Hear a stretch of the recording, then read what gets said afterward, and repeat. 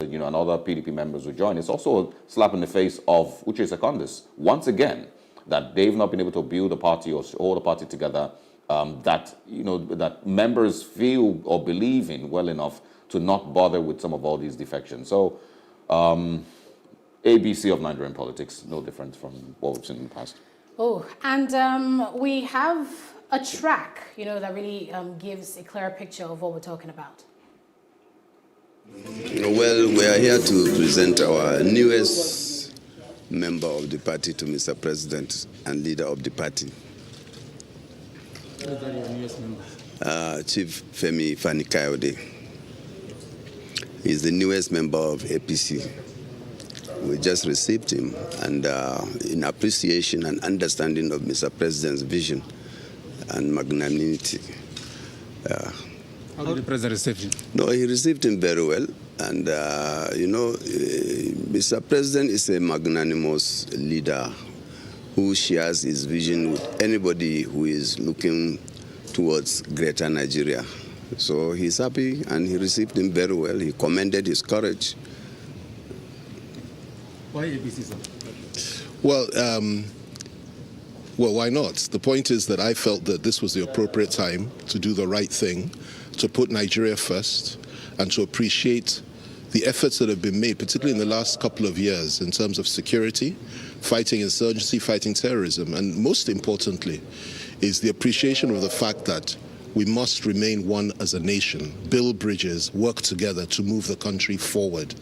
The efforts of the governor of Yobe State, the governor of Zamfara State, and a number of others, including the governor of Kogi and a number of others, in their respective states, and in moving this country forward and in helping Mr. President to move this country forward, cannot be ignored. And it's very, very important for us to appreciate the fact that when we see that there are good things that are happening, we appreciate those good things. It's not always negative. And when the time is right, we change direction to join forces and join hands to move the country forward. And doing this doesn't mean we're enemies to anybody. All of us, even if we're in another party, the PDP or any other party or any other group, we can still work together across party lines, regional lines, ethnic lines and religious lines. The most important thing is for us to understand and appreciate the fact that Nigeria must not disintegrate. And those that want us to end up fighting one another in a war will be put to shame. And there are people that think like that, and that is what informed me to come here to meet Mr. President. He was very gracious, he was very good to me today, spoke so well, and it's an honor for me to be here, and we will move the country forward together. Well, just to quickly add, I want to reiterate once again that, when a politician says, the interest is to move the country forward, all those are all the biggest lies that you would hear that morning or afternoon or evening or that week. It is for personal interest. It has nothing to do with the country, has absolutely nothing to do with moving anybody forward. It is for personal interest. And it's also, when governors, people who, Femi Kayode is not a political, when a governor, I think that one would, maybe sting the people more. People who campaigned for you and voted for you on a political party, you wake up one morning and abandon them and move to a new party. That one actually stings the people more because that's not what they believe in. And, that's not the party that they believed in. That's not the ideology that they believed in when they voted for you. So it's a huge betrayal. There's, other governors that have been rumored that would also likely do the same thing. There's a particular one that I'm waiting for to pretty much do the same thing. So just to quickly add that. And he also said that the country, one of the things that he said was that the country was close to implosion or explosion or, total chaos or something like that. He's now moving to the party, the same party that has been in power in the last 6 years that he has said has led the country to where it is, and leading to, almost a full-blown crisis in the country. You're moving to that same party that you've blamed. So, Nigerian politics. Okay, so just something that I want to throw in here. I think the 16th president of the U.S., Abraham Lincoln, had a famous strategy of gathering his political rivals into his own corner, into his own cabinet. So I don't know, do you think that maybe that's something that the president is trying to do here, trying to get people who have actually opposed and criticized his government into his corner to maybe get a balance, diverse voices and things like that? Do you think that might be the reasoning behind the weakest links? Yes. Okay, let's move on now to our next top trending story. And this is happening within the body of the Christian Association of Nigeria. Now, that CAN, has gone ahead to suspend the association's chairman in Gombe State, saying that this man, his name is Sunday Congo, had issued a congratulatory message to Communications Minister Issa Pantami. And the reason why this congratulatory message went out was because of an alleged professorship that was, given to Issa Pantami. The particular institution in question was not mentioned, but the People's Gazette reports that it's FUTO, the Federal University of Technology in Owerri, Imo State, that conferred this professorship on Issa Pantami. Now, the school said it went ahead to make some waivers such that it would grant full professorship on database systems on Ali Issa Pantami. But the Christian Association of Nigeria here, their grounds with this Sunday Congo, the association's chairman in Gombe State, is that the stance of CAN on the issue of Issa Pantami has been, that the DSS should arrest him because of his links to terrorism. We talked about here on The Breakfast, links by Issa Pantami, supporting the Boko Haram terror group. There was an audio message that came out, him basically talking about the Boko Haram insurgency and criticizing the fact that, these Boko Haram members were killed. Then Issa Pantami went on to say, this is a message that he put out when he was young. But investigations show that he made this message in his mid-30s. So CAN is saying that this is someone who has had alleged links to terrorism, as a Christian body who have asked for his arrest. But then you, who are a member of our organization, is going ahead to congratulate him on an alleged professorship, and that, that really wasn't behavior that was befitting of a member of CAN, and that this man, Sunday Congo, has been suspended. I think the controversy is starting from the professorship in the first place, and some people, over time, I think some people have also wondered how certain personalities get to be made, even chancellors of universities that they have no connection with.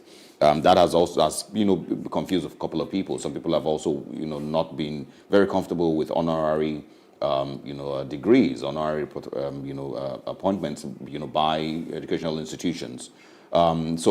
Pantami's, being promoted to being a professor at FUTO was also a little shocking and controversial, and a lot of people criticized FUTO itself and the whole, charade as they described it, mostly because before you are promoted to a professor, there was first of all controversy whether he was promoted or appointed, but before you're promoted, it means that you were originally an associate professor at the university. You don't wake up in the morning or suddenly become, a professor.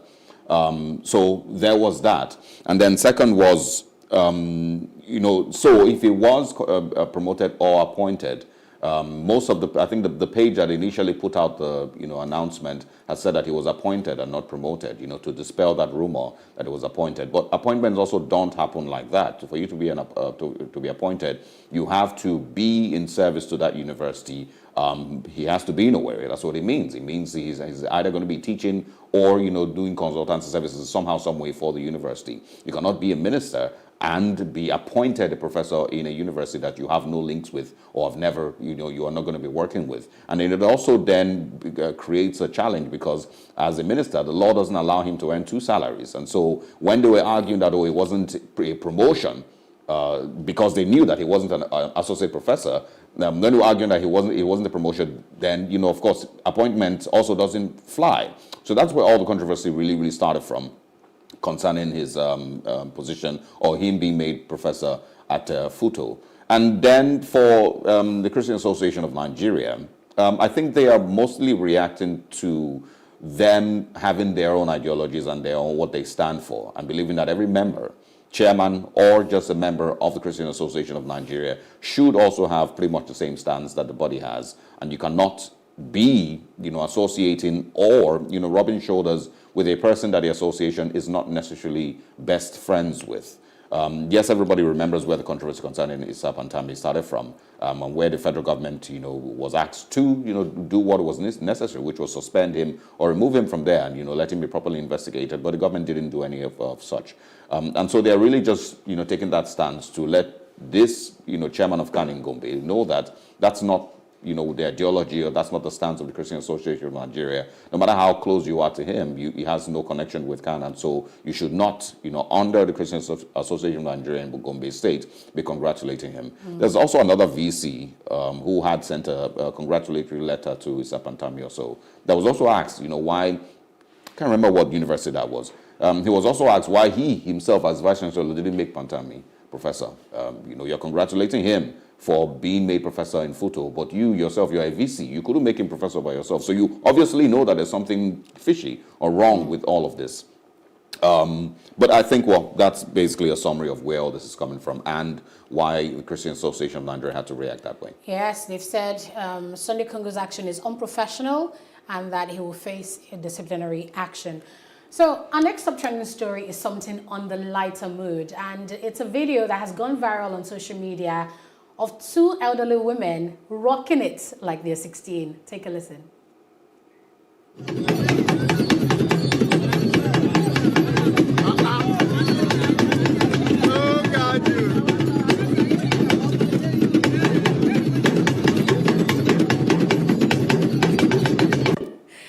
Oh my God, I don't think I have moves like that. I really doubt I have moves like that. And you need to see the comments on social media. People are saying, oh my God, will she show me the ropes? How is she able to bend like that? Did you notice the skills? She bent and she was twisting and she was turning. Oh my God, oh my God. Oh my God. So that is a very clear picture of what the average Nigerian mood is in parties, Owambes, they're popularly called in the Southwest. That is exactly what the mood is, regardless of what the country, like they be burning outside. Once they're in that Owambe mood, the party goes on. The party goes on, and this also, pretty much tells, maybe, who these people were when they were a lot younger. People have been saying that. Exactly. They definitely really are party rockers. They definitely rocked all the parties in the 80s and, early 90s, I believe. They, are, it's just a happy video to watch. I think that's really not what, there is. It's a happy video to watch. It's a beauty scene, Nigerians happy and Nigerians celebrating, and, women giving these type of moves. Their husbands also. Ooh. And I believe that one other reason why this dance video is such a big deal is because of the prevalence of arthritis amongst, elderly people. It's even more common among women who are above the age of 35, even though arthritis affects people of all ages, children, women, men, but amongst elderly women, they begin to have this inflammation of the joints, and it's difficult for them to move. Their waist, their legs becomes stiff. But for these women to be doing this, it means that they've somehow managed to live a healthy lifestyle and, just can't still get their moves on at such an age. Congratulations to them. I hope I can do even much more at that age. All right, so that's it on Top Trending this morning. Let's take a break here and we'll join a chief lecturer at Nigerian Institute of Journalism, Jide Johnson, for Off the Press. Stay with us.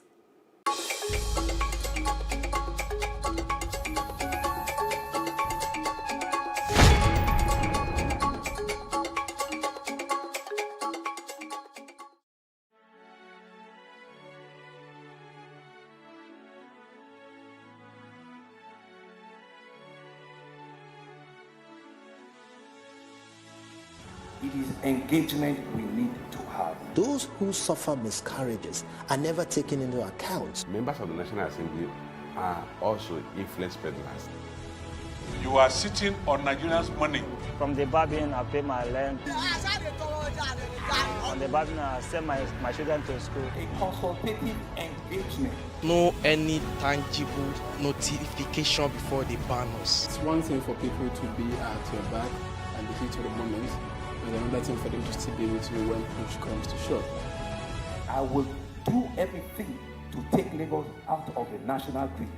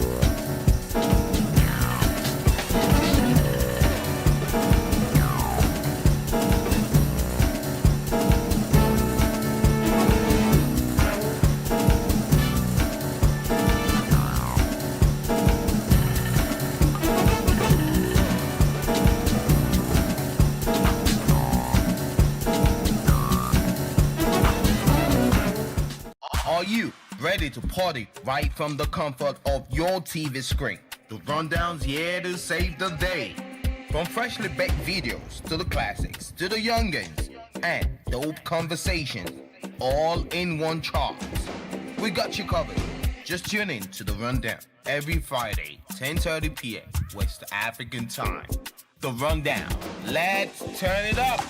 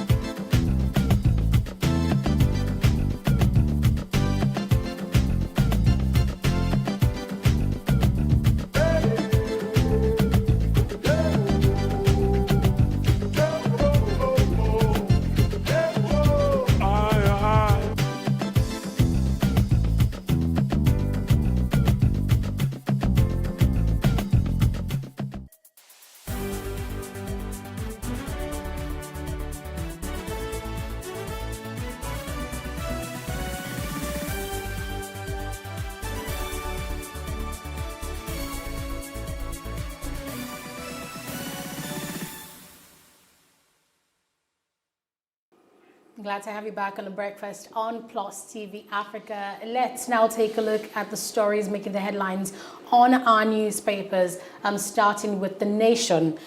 The headline says, Lagos Rivers ask court to stop VAT revenue sharing. South governors back court action on tax. FIRS says, don't join Lagos. Ibiyemi Olatunji Bello is LASU VC. She's a second woman CEO. And also, resident doctors shunned government proposals who will wait for the court. Air Force probes accidental killing of 9 in Yobe State. How he killed senator's son, sold his car for 1 million naira. Soldiers recover 11 rocket launchers from terrorists. Gunmen kill lawyer. Lagosians okay Sanwo-Olu's actions on VAT, open grazing. Court's cases threaten PDP convention outcome. Bandits deceived us, says Matawale. And Aneoku 6 ends to sit-at-home order. All right, now let's look at stories from the Punch newspapers this morning. It says federal government to spend $4.9 billion fresh loans on Kano, Niger or Niger Republic rail line and others.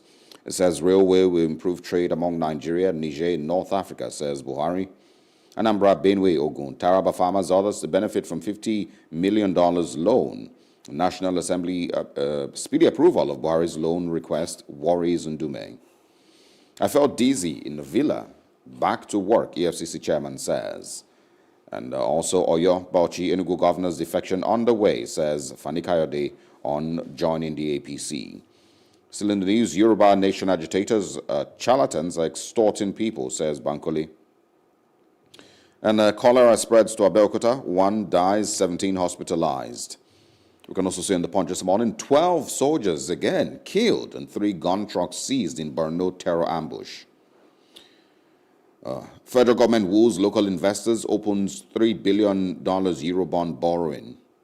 And also firms, I think I'm going to skip that one. Southern governors back state collection of value-added tax, Lord anti-grazing law progress. 186,000 Nigerian refugees in Niger and Chad, says UNHCR. And Masab attacks Bajabia Miller for calling secession agitators terrorists. On the Leadership newspaper, Southern governors move to entrench fiscal federalism, to use state assemblies, national members to pursue constitutional amendment. Insist South must produce next president. support NGF's stance on PIA. State security outfits to collaborate for safety of region. Appeal court refuses to stop FIRS from collecting VAT. Fani Kayode Husani join APC PDP. Lagosians back Sanwo-Olu on VAT, open grazing ban. 2022 budget, reps oppose NNPC, mole removal of fuel subsidy. AFCC responds saying Bawa, Hale and Hurty. Police snap killers of Nala's son, kill notorious bandits. Manufacturers under pressure as Naira falls to 570 Naira to $1. A source says the CBN has no control over the parallel market. Those are the stories on the leadership. The Daily Independent coming up next. It says Southern governors back state's collection of value-added tax, urge full deployment of regional security outfits. Okay with state's enactment of anti-open grazing laws. Nnamdi Kanu drags Kenya to court over forced rendition. And why we backed out of dialogue with bandits, says Zamfara governor. Appeal court refuses to stop FIRS from VAT collection. Rejects Rivers Lagos application to appoint a receiver. And also NIN registration hits 63 million. PDP wishes Fani Kayode well as he defects to the APC. Senator Sheikh Husani defects to PDP, eyes Kaduna Government House. Also this morning on the Daily Independent, Yoruba Nation agitators urge UN to rescue region from genocide. Senator Ndume berates National Assembly's speedy approval of Buhari's loan request. Jude Johnson, good morning once again. Thanks for joining us. And good morning, Sarah, and good morning, Aneta. It's a pleasure to be with you, and good morning to all our viewers all over the world. All right. Thank God it's Friday. I'm guessing thank God it's Friday, yes. I'm guessing you're going to kick off with the most trending story in the country, Femi Fani Kayode's defection to the APC. Quickly go ahead with that one. That's good riddance to bad rubbish. I don't know why people just got carried away with that. As far as I'm concerned, that shouldn't come to anybody as a surprise or as a news. Femi Kayode has been having bromance with the governor of Zamfara State. He's gone to virtually all the states controlled by the APC, becoming the unofficial spokesperson for those governors and the rest of it. And it's going back to APC shouldn't be a surprise to anybody. It was in APC at inception when the party was initially formed, before crossing over to PDP. Now it's back to APC. Like typical Nigerian politicians, they are chameleonic in their nature. They are one party in the morning, they are another party in the afternoon.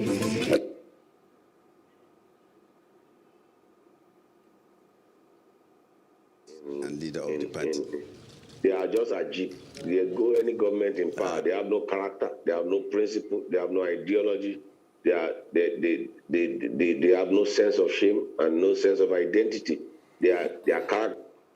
Identity. Every one of them, just look at them in terms of whether they have been in PDP before, they have been in APC and the rest of it. So they've been dilly-dallying, jumping ship from one party to the other, and we have not seen the end of this crisscrossing of party, cross-carpeting of party. We will still see it playing out as we approach 2023 elections. So all what they care about is about how to butter their own bread. They don't care about Nigerians.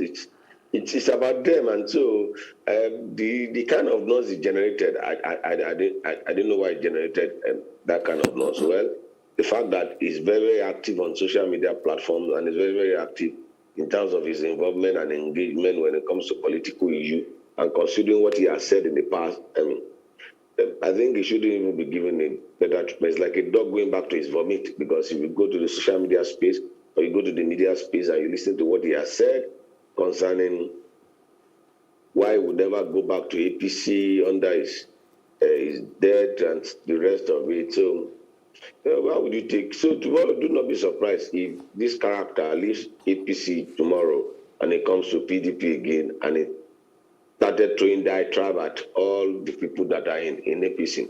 And I did something which I posted on my handle, and I asked that anybody should just look at that image, the image in which he appeared at Aso Rock. I'm sure the president must have been pressured to please welcome him, because you could see that the president has a clutch fist, that means it's not welcome. If you look at that that particular image, good for APC that Femi Manikade has crossed over to them. He will offer them nuisance value in trying to rubbish the opposition because he has been of nuisance value to the APC. On behalf of the PDP now, when with him in APC, now be of nuisance value to the PDP, so it will work out for him. And his principal actor that actually gave him national recognition said something. All you need to do is to give him food, and he will start talking. So let's hope. But what is in there for Nigeria? All I just say is that they don't care about us. It just shows their character and their person. Good luck to him in APC, and good luck to the APC for having him in their fold. Okay. Across the papers this morning is still the issue of VAT. It's on the Punch newspaper. It's on the Leadership. The story is the headline on the Nation newspaper, as well as the Daily Independent. It says, Lagos Rivers ask court to stop VAT revenue sharing formula.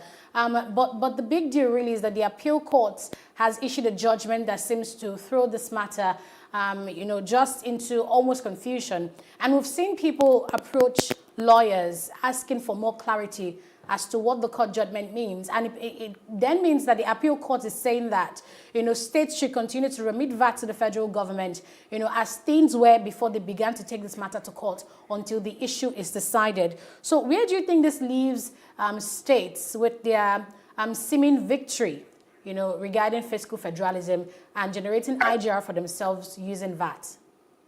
I think what will solve this problem will be a political solution at the end of the day. Sometimes that's why people have resorted to alternative dispute resolution other than going to court, because sometimes the court creates some bottleneck and they create more confusion in solving the problem. This thing is very straightforward. It's clear. The constitutional is right. But we know what happens to the administration and dispensation of justice in Nigeria. The politicization of the process. The issue we get to the Supreme Court, hopefully. And I hope the courts will be independent, will be fair, and will be just to address the normal thing. However, I've said it over time, people don't look at the composition of our judicial system. The federal government is made up of 3 organs. The 3 organs of government are the legislature, the executive, and the judiciary. The judiciary is a key component part of that organic structure, in the sense that it's the habitat that tries to establish what should be the rules and responsibility of the component unit of the federation, which is the local government, the state, and the federal. Now, a situation whereby the composition of that court puts to question the integrity and the fairness of the court, that creates a problem. However, from the look of it, I think courts don't usually resolve problems in most cases. I think the political solution will be what will come out of it. And if we look at the issue are very, very straightforward. You can't generate consumption tax in Lagos and take that consumption tax to Kano. It's unfair. It's against the principle of fairness. And I hope the Supreme Court will be bold, will be fair, so that we can have what is called a true federalism and not a unitary state. What we have in principle is we practice unitarism, but we claim to have a federal system of government. There's no federal system of government that operates the kind of structure which we have, and that structure needs to be reviewed and needs to be looked into. Let each state determine what they want. Kano, for instance, we said we don't allow state policing, but you have ISBA police in Nigeria. ISBA, where is it written that there should be another police force in Nigeria? So you have ISBA police that arrest goods and services that are produced in Nigeria. Nigeria is a secular state. Nigeria is not a religious state. So you have a contradiction and a contraption of principles and policies, and that's what you get when there's no clear identity of what you want for a nation. So as far as I'm concerned, I share the views of the state, and you could see that there's a resolve on part of the southern state governors. I hope their legislature will not go rogue. The legislature they've sent from their various state constituencies and federal constituencies to go to Abuja will be bold enough and do the needful. Because once they get to Abuja, I've told people, if you have related with the political class, once they get to Abuja, there's no political party. The legislature, the House of Rep members don't have political party. The senators don't have political party. Once they get to Abuja, they become one party. And that party is our own interest, how we can further our nest, and how we can preserve our identity. Right. Have you ever seen, and I'm saying it, you can ask the viewers, have you ever seen any House of Rep members that went to Abuja that returned even after he lost the election? They don't return back. They stay in Abuja and they look for other means. And that is why they are comfortable with having their own political party in Abuja, representing their own interests, different from the political party they have here. So political solution will be the solution to the problem, because the way it's going, it will drag on. And if care is not taken, the outcome of this might not be acceptable to the federal government, or might not be acceptable to the state. I think what we should do is to find a political solution. I agree in totality with the state. However, what the states are even saying, which federal government should have done, is that this sharing formula is unfair. It's unfair. How will Kano generate 2.8 billion in June, and you give 2.8 billion to Kano? Yet Lagos State and Rivers State, that generates over 70% of this VAT, are given. Yeah, because of time, because we're going to be wrapping up in a bit. So let's quickly also get your thoughts on some of the things that are trending. One of the stories, I think it's on the Daily Independent, is Senator Aliu Ndume. It berates the National Assembly's speedy approval of the president's loan request. We're at 35 trillion and counting, and of course looking like it will continue climbing with regards our debts as it stands. So quickly share your thoughts on the president with another $4.9 billion loan request. Relate that to the free fall of the naira. Relate that to what has happened to the economy. When you have a borrowing economy, he said the borrower is the servant to the lender. And we have seen how it has affected the value of naira. We have seen how it has led to inflation in Nigeria, inflation plus stagnation. We have seen how, then you relate that to what was said, that the central bank does not have control over, because an economic story does not have control over the exchange rate. Which country do you see in the world that operates parallel market in foreign exchange trading? Which country in the world do you see that they engage in selling currencies? So Ndume captured it. One of the greatest disservice to this nation is the election of the present leadership of the National Assembly. People were celebrating and they were jubilating.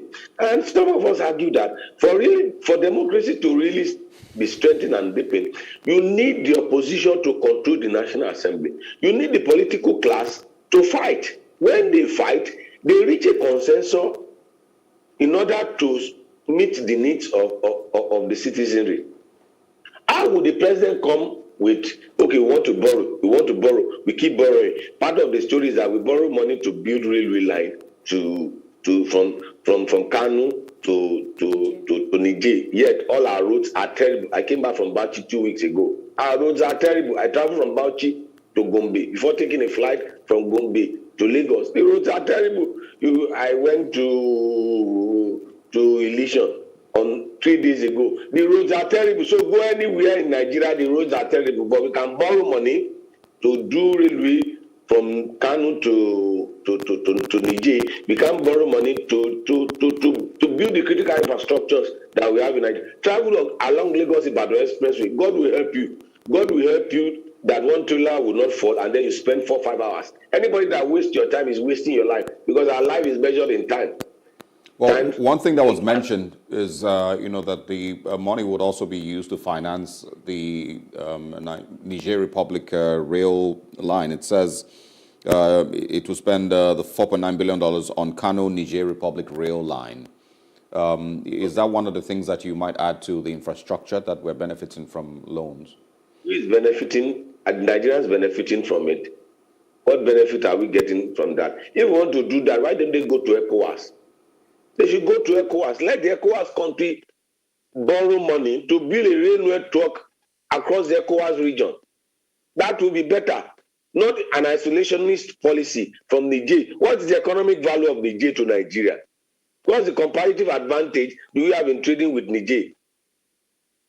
Overall, why are we borrowing money? Borrowing money for what? And we can't see what the significance of this money is. So, Ndume coming out to say something about it is a clear indication that the National Assembly, the Ninth Assembly, is just a rubber stamp assembly. It's just a rubber stamp assembly. Okay, so two stories I want you to react to. First of all, we saw the news of an Air Force raid in Yobe State on Wednesday when at least 9 people were killed and so many others were injured. You know, they said that they were just getting ready to go to their farms, and just ahead, the Air Force fighter jets began to shoot at them, and they saw their people die. So the Air Force spokesman said that they had not received reports of the incidents. That was as at yesterday. What we're seeing on the Nation newspaper now, that the Air Force is now beginning a probe into the killing of 9, and also the story on the Daily Independent that Nnamdi Kanu is dragging Kenya to court over forced rendition. Yeah, he has a right to do that, and I think that that of Nnamdi Kanu, he has every right to do it, and then it's what happens to Kanu will happen to anybody, and I think that's the forceful abduction, and what Kenya did, I think they will pay the consequences of it, because it will establish his fundamental human right, because there are procedure and process through which you can go to extradition, not just picking somebody forcefully and then bringing the person, handing over the person to his home country for that. So I support his argument. With respect to the Nigerian Air Force, unfriendly fire killing Nigerians, what's the value of an average Nigerian life? That's the question you ask. And then you begin to wonder, are these Boko Haram terrorists, are they spirit? Don't we have surveillance infrastructure or technology? Are these people living in the air that we can't locate them? I keep referring to 2013 letter written by President Olusegun Obasanjo, and I ask anybody to go and read that letter. Just go over through the letter. It will be clear to you. In actual sense, just pay attention to page 8 and the last paragraph in page 8 that dovetail into page 9. Then you see how Obasanjo listed the implications of not dealing with the issue of Boko Haram and all other things that were tied to Boko Haram, gun trafficking, human trafficking, drug trafficking, and the rest of it. That it's Boko Haram is beyond religious warfare, that there are a lot of things that are tied to it. And you begin to wonder that how can't we successfully and decisively curb this terrorist act that we had caused. You know, there was a case where the Air Force bombed an IDP camp in Borno. So, but in Nigeria, there are no consequences for action. We'll just hear the story on the pages of newspaper, and then after a while, the story will die, and life will go back as normal, and it becomes business as usual again, and we return to it because none of the military guys have been tried for genocide. The issue has not been taken to work out by the communities. Those communities don't have spokesperson to take Nigerian government to court and ask for compensation and destruction of their lives and property. Jide Johnson, do you think if yeah. Jide Johnson, are these really just slight evidence here and there of how we maybe don't even see that much value in the Nigerian life? One of the things that we'll be talking about this morning in history on this day is death of more than 100 people after flooding in Nigeria. We moved on from that like it never happened. The bombing that you spoke about was in 2017, and the reports about 150 people died in that Ran bombing. We moved on, like it never happened. It's repeated itself again that we're speaking about this morning, and we simply have moved on. One thing, that I would also mention is the 12 soldiers that were reportedly killed in Zamfara a few days ago by, bandits. It's in the news this morning that in Borno, another 12 soldiers have been, killed. 3, I think, kidnapped, and gun trucks were also taken. And we seem to just be disconnected from these numbers and the death, that is recorded every now and then. In 3 days time, it will be 1 year of NSAS protest in Lagos. We moved on. The question I ask people is, just take a public bus in Lagos. Don't take Uber. Take a public bus in any part of Nigeria. Just take a public bus and look at the type of vehicles we use to commuters, the state of those vehicles.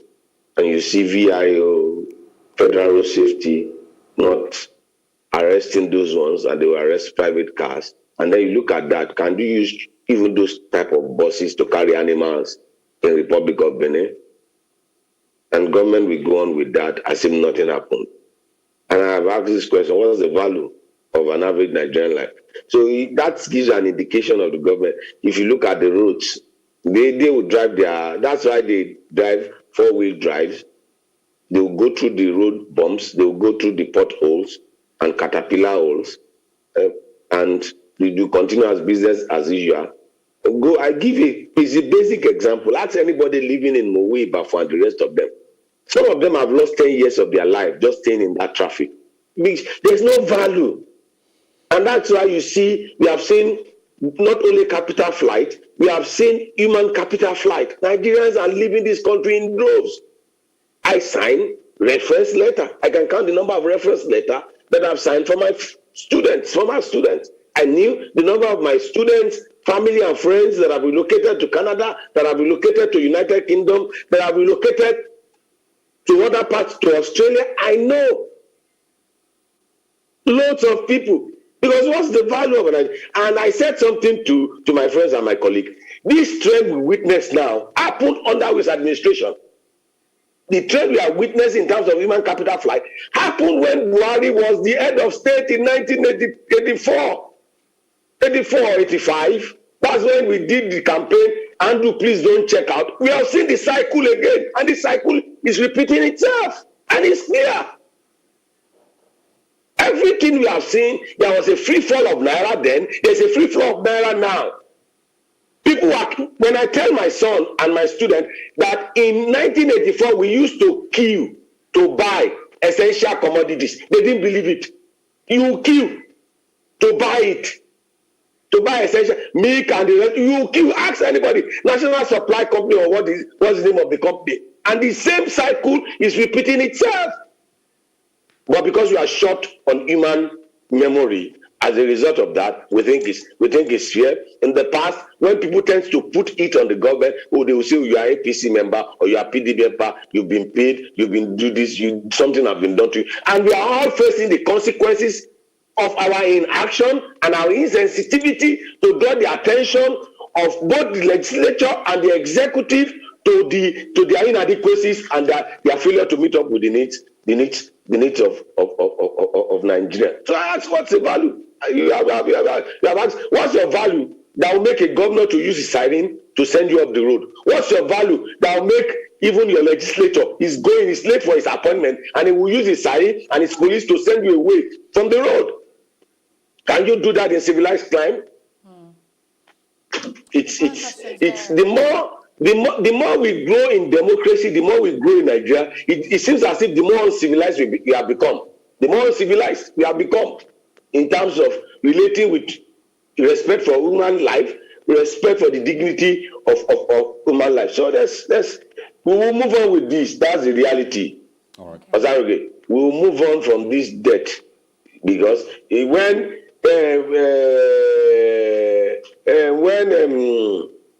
what's the name of this American guy that died? When things happen outside Nigeria, Nigerian federal government is quick to post a statement of condolence with other clients. But when it happens in Nigeria, you won't get any statement from the presidency. You won't get any statement from anybody. 100 Nigerians died and nothing was said. Oh. And it took the Air Force almost 24 hours before they could ascertain that actually what's their level of intelligence.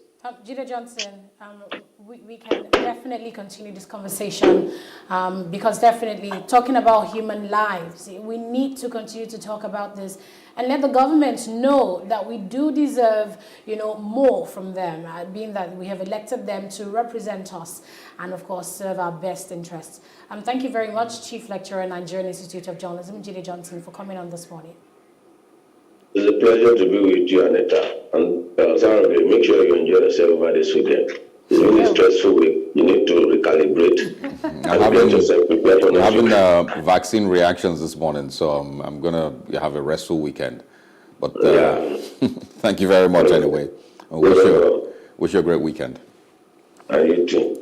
Okay, so when we come back from this break, I'll be going back to the year 1983 to tell you about a story in history for the first Black American winner of the Miss America pageant. And I'll be talking about 100 lives that were lost in flooding here in Nigeria just in 2018. We'll be back.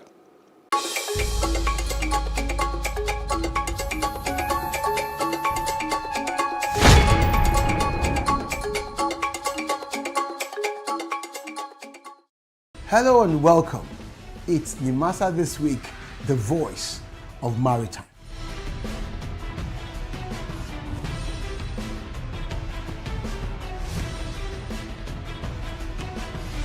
Nimasa This Week is brought to you by the Nigerian Maritime Administration and Safety Agency. Statutorily mandated to ensure that there is regulation and promotion of matters affecting our waters.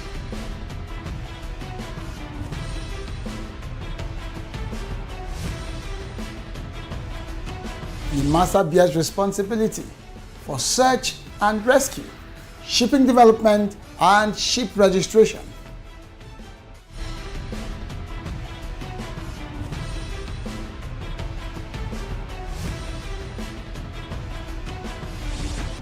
NIMASA This Week, the voice of maritime, showing on this channel. There has to be a decision point. The way your baby's presenting, we have to rush you in. And my partner at the time was like, "You going to cut her? Are you going to cut her? Is it going to leave a scar?" And I said, "Am I a belly dancer? What is the problem here?" No, I'm vulnerable about the future of the children, the future of mine and the future of the generation of my children. I want to have nude pictures taken. Of you? Yes, Yeah, but we without have showing my private parts. I want to put it in my front room. And they said, "You can't do that. People will be embarrassed when they came into your house." I said, "Well, it's my body and it's my front room." All the things that we do, what is the purpose of it? I just realized that I was more trusting before I was 6. So many women, they just feel like I have to cook for my husband, I have to breastfeed my children, I have to pick them from school. Because society expects Then you them go to. home and you cry and you stop your career, you can't do anything, then you blame everybody. You took that choice. Nigeria's Niger Delta region, from where the black gold fuels Africa's largest economy, where the lines between wealth and poverty has never been thinner. Conflicts, poverty, insecurity, and environmental challenges daily confront the region. How can the Niger Delta story be changed for the better? Join Mamude Akuga at 9 p.m. every Friday evening on PlusTvAfrica as he probes deep in search of solutions. Inside the Niger Delta with Mamude Akuga, the authentic voice of Nigeria's oil-rich region.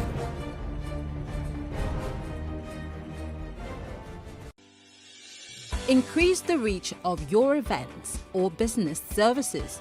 To advertise on Plus TV Africa, please call 0906 000 5719 or 0909 040 8408 or send an email to marketing@plustvafrica.com.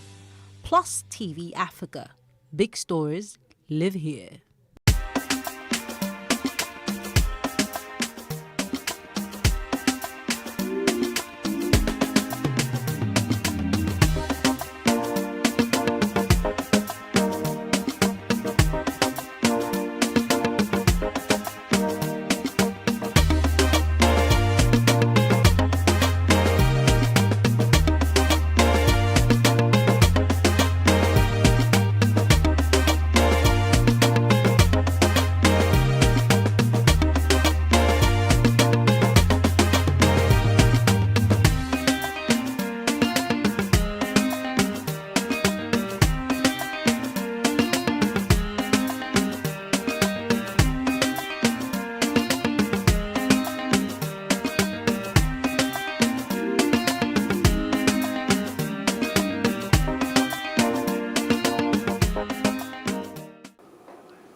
Welcome once again to The Breakfast here on Plus TV Africa.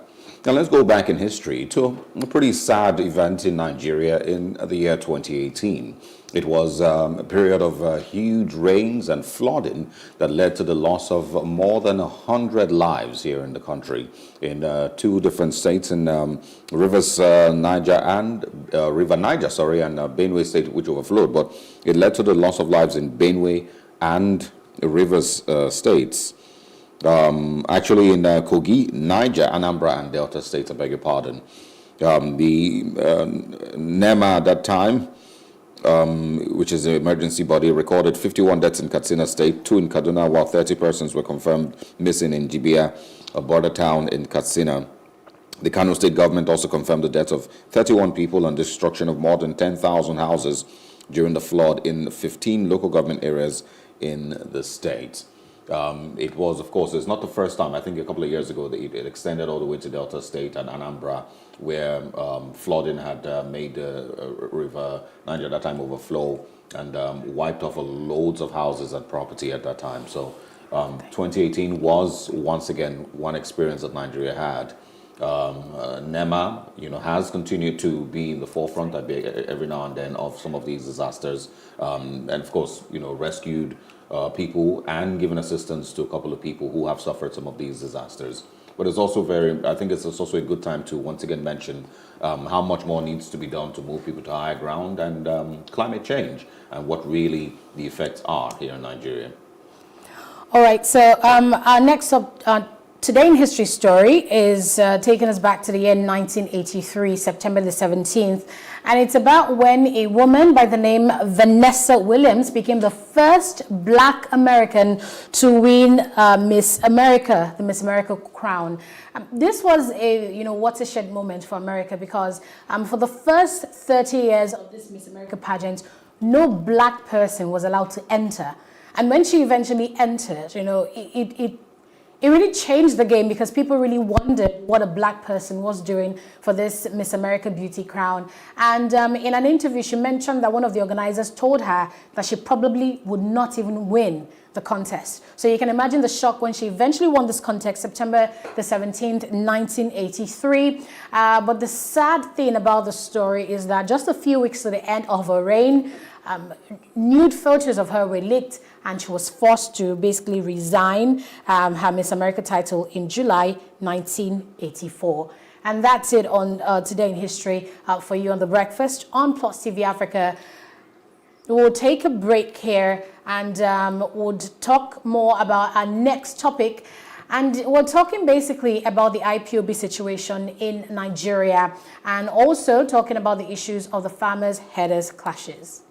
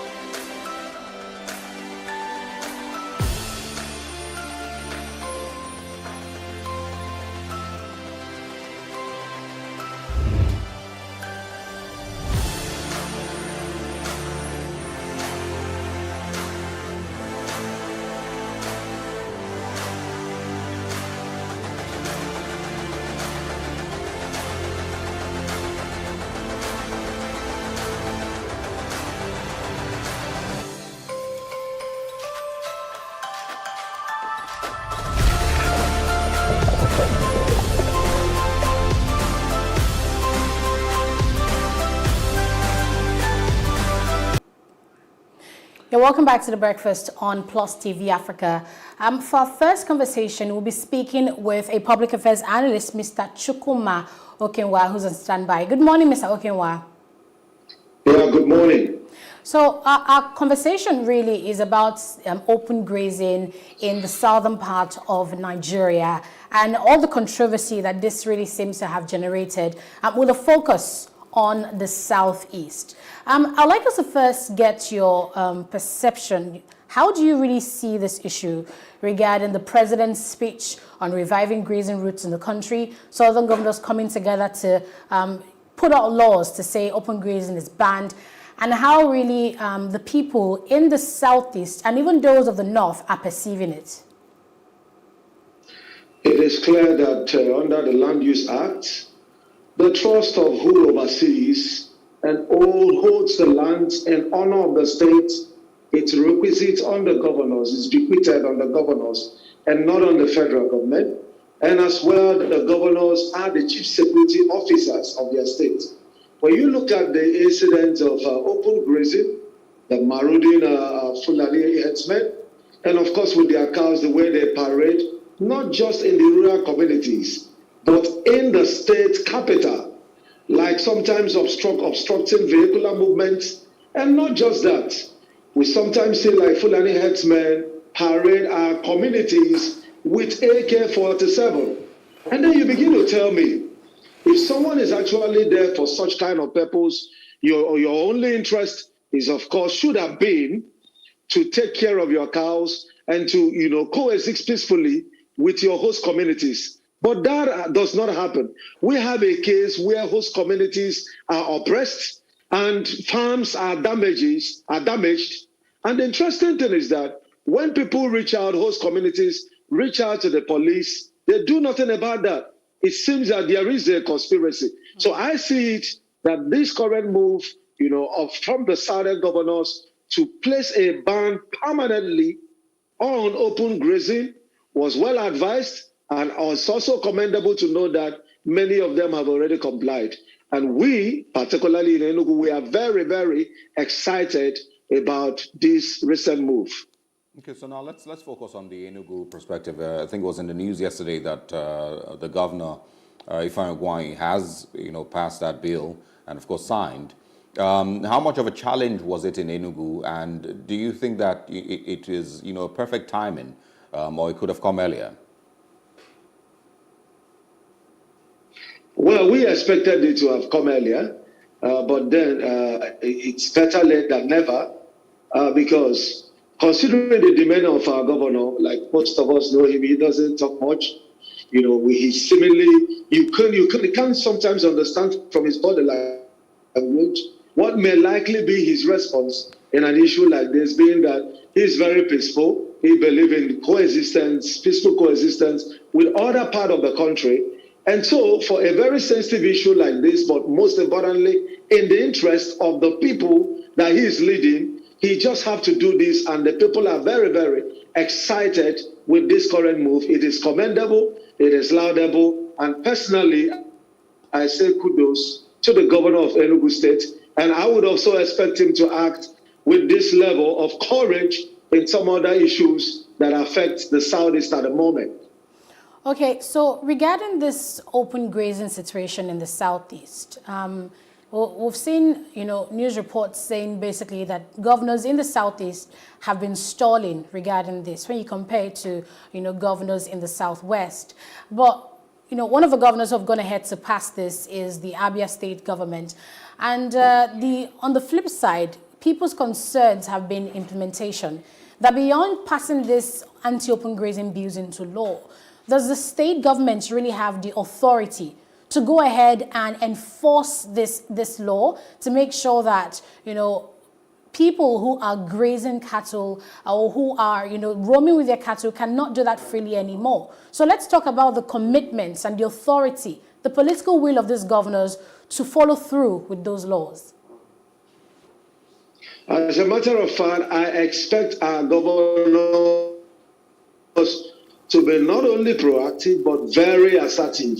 It really pays. Let me give you an instance. Just 3 meetings of the southern governors, the foundation of the country is already shaking. Because over the time, it appeared that northerners tend to see the southerners as tenants and themselves as the landlord. Now, you can see what is happening with the VAT issue. That is assertiveness. Everything in life can be negotiated. If the Constitution said that you are the chief security officer of your state and the chief executive officer of your state, you don't need anybody, you don't need anyone to help, inspire you to work, to function optimally in that position. The Nigerian police force is not just an issue of the federal government. It belongs to, including the state governors, and they should be proactive. Whoever is in head of the state command is called a commissioner. You have other commissioners under you as a governor, commissioner for housing, commissioner for budget, commissioner for youth and sports, and same thing with the commissioner of police. He must not be treated as someone that is higher than the state. And this issue of like maybe waiting to ratify instruction from the Oga at the top, from the IGP, from the IGP, it's even unconstitutional. It ought not to be so, because in the police council, you have the president, you have the vice president, you have the IGI, you have the 36 governors. So even in the voting, if the governors has been very proactive and insist that the Nigerian police force will work, I tell you the simple truth, it will work. But over time, they have not even able to utilize the provisions of the Constitution. They have not been assertive enough. We've always had this situation where elected officers will begin to act as if to say they are appointed by the president. I mean, they should be able to rise to the occasion and say, we are the chief security officers of our state. The police is the tool for governance at every level, and it has to work to protect every citizen. It is an institution that is constituted by the Constitution and should not even be under the purview or maybe like caprices and whims of any politician. If the president even is to order the police around, it must be within the ambits of the law. That's what makes, a nation that is governed by the rule of law. The law is greater than everybody, even the person of Mr. President. Everybody should abide by the rule of the law. All right. Also speak, with regards how this, can be enforced without necessarily destroying the relationship, because you mentioned, that Enugu State in particular has, or the governor himself rather, has, continued to, encourage a peaceful relationship, amongst people there. And every now and then we share stories of, the Mieti Allah in Enugu State, in Government House addressing the governor, and trying, to mend fences and some of all of that. So how do you think that this can be enforced without necessarily creating friction between those relationships and ensuring, that, every part of the Southeast remains peaceful, mostly because of the narrative that has been spewed by certain characters, seeing this as an attack on Northerners, an attack on Fulani headers? Endlessly, respect is reciprocal. You can recall that before the governor went ahead to pass to sign this the bill into law. He invited the cattle rearers and told them this is the plan of the state, and they said he should give them 30 days. You can imagine that those you are hosting in your state trying to order the state around. So there is no way when someone is oppressive in the mindset, if you want to really tackle issue, you won't get to the point of calling a spade and not a famine implement. I believe that the Northerners know what they are doing. They are treating the southern part of the country for a ride. And I tell you, this oneness we've always wanted, this oneness we've always negotiated for, it will be solidified, it will be stronger when every region will have a voice, when everybody is equal stakeholder in the same Nigeria, when every one of us are treated as co-owners of this one nation, and not a situation where the South is oppressed, people are dying in silence and all the rest of it. And then we can't pretend any longer. The unity of Nigeria, it stands up for negotiation. And the only way to go about it, the essence of having extant laws, provision of law, is to ensure peaceful coexistence. That can only happen when there is fairness, equity, and justice. And that is all that the South is demanding for. And the time is right and ripe. And kudos to all the Southern governors. I'm looking forward to the next meeting in November. If they have always spoken all the while, from the beginning of this country, the southern part of the country will not be as marginalized as it is. The southern part of the country has always subsidized the north in everything in terms of the resources. It's interesting to note that why they talk about how many percentage should go to the South host communities and all the rest of it. Nobody's talking about the gold in Zamfara. It's still completely a northern property. We cannot continue in a false federalism that does not respect the quality of all stakeholders. We must call a spade and not a family implement. And once that is done, everybody will be happy, collaborating, coexisting in one Nigeria. Okay, I want us to talk about what's happening in Anambra State. They seem to have a gentleman's agreement where, if there's any clash between farmers and herders, whoever is, thought to be responsible will pay compensation. The governor has ordered some farmers to pay compensation to some, cattle herders, and asked cattle herders to pay compensation to some farmers. And that's how they've been doing it. Do you think that system works? For how long will they continue to pay money? Would payments, be enough restitution for loss of lives, loss of farmlands, loss of harvest, lots of cattle? And would you say the Anambra State government is maybe jeopardizing the efforts of the southeastern governors and governors in the south as a whole who have decided to collectively ban open grazing? I have a problem with the way he is going about that.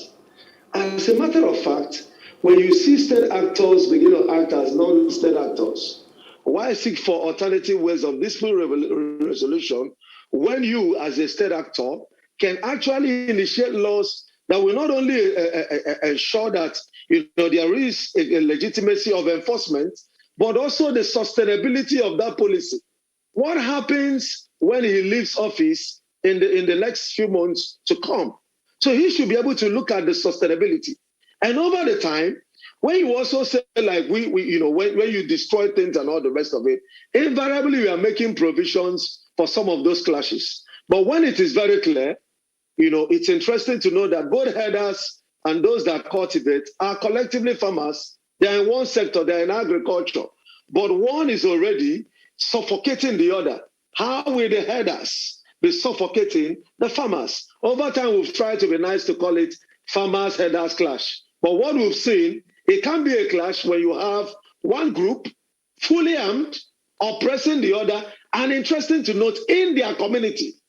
We are not talking about the southern, maybe those from Saudis going there to maybe they have a ranch, and you are trying to convert the ranch into farm without even be thoughtful. Can that happen in Nigeria? Maybe I leave from Enugu to go to Kanu, see a farm there, maybe a ranch, if there is anyone there, and start cultivating. If it is that there is no alternative to maybe open grazing, it would have been an issue. But this alternative is something that is consistent with global best practices. You don't allow Nama, you don't allow cow to be moving everywhere. I mean, in a civilized society, what sort of thing is this? We should have moved past this, where other nations are talking about Internet of Things, talking about 5G, talking about electric vehicles, talking about automating their systems fully. Nigeria is still talking about rediscovering open grazing routes. That is far, far, far backward. And I mean, we can't be talking about having this conversation in the 21st century.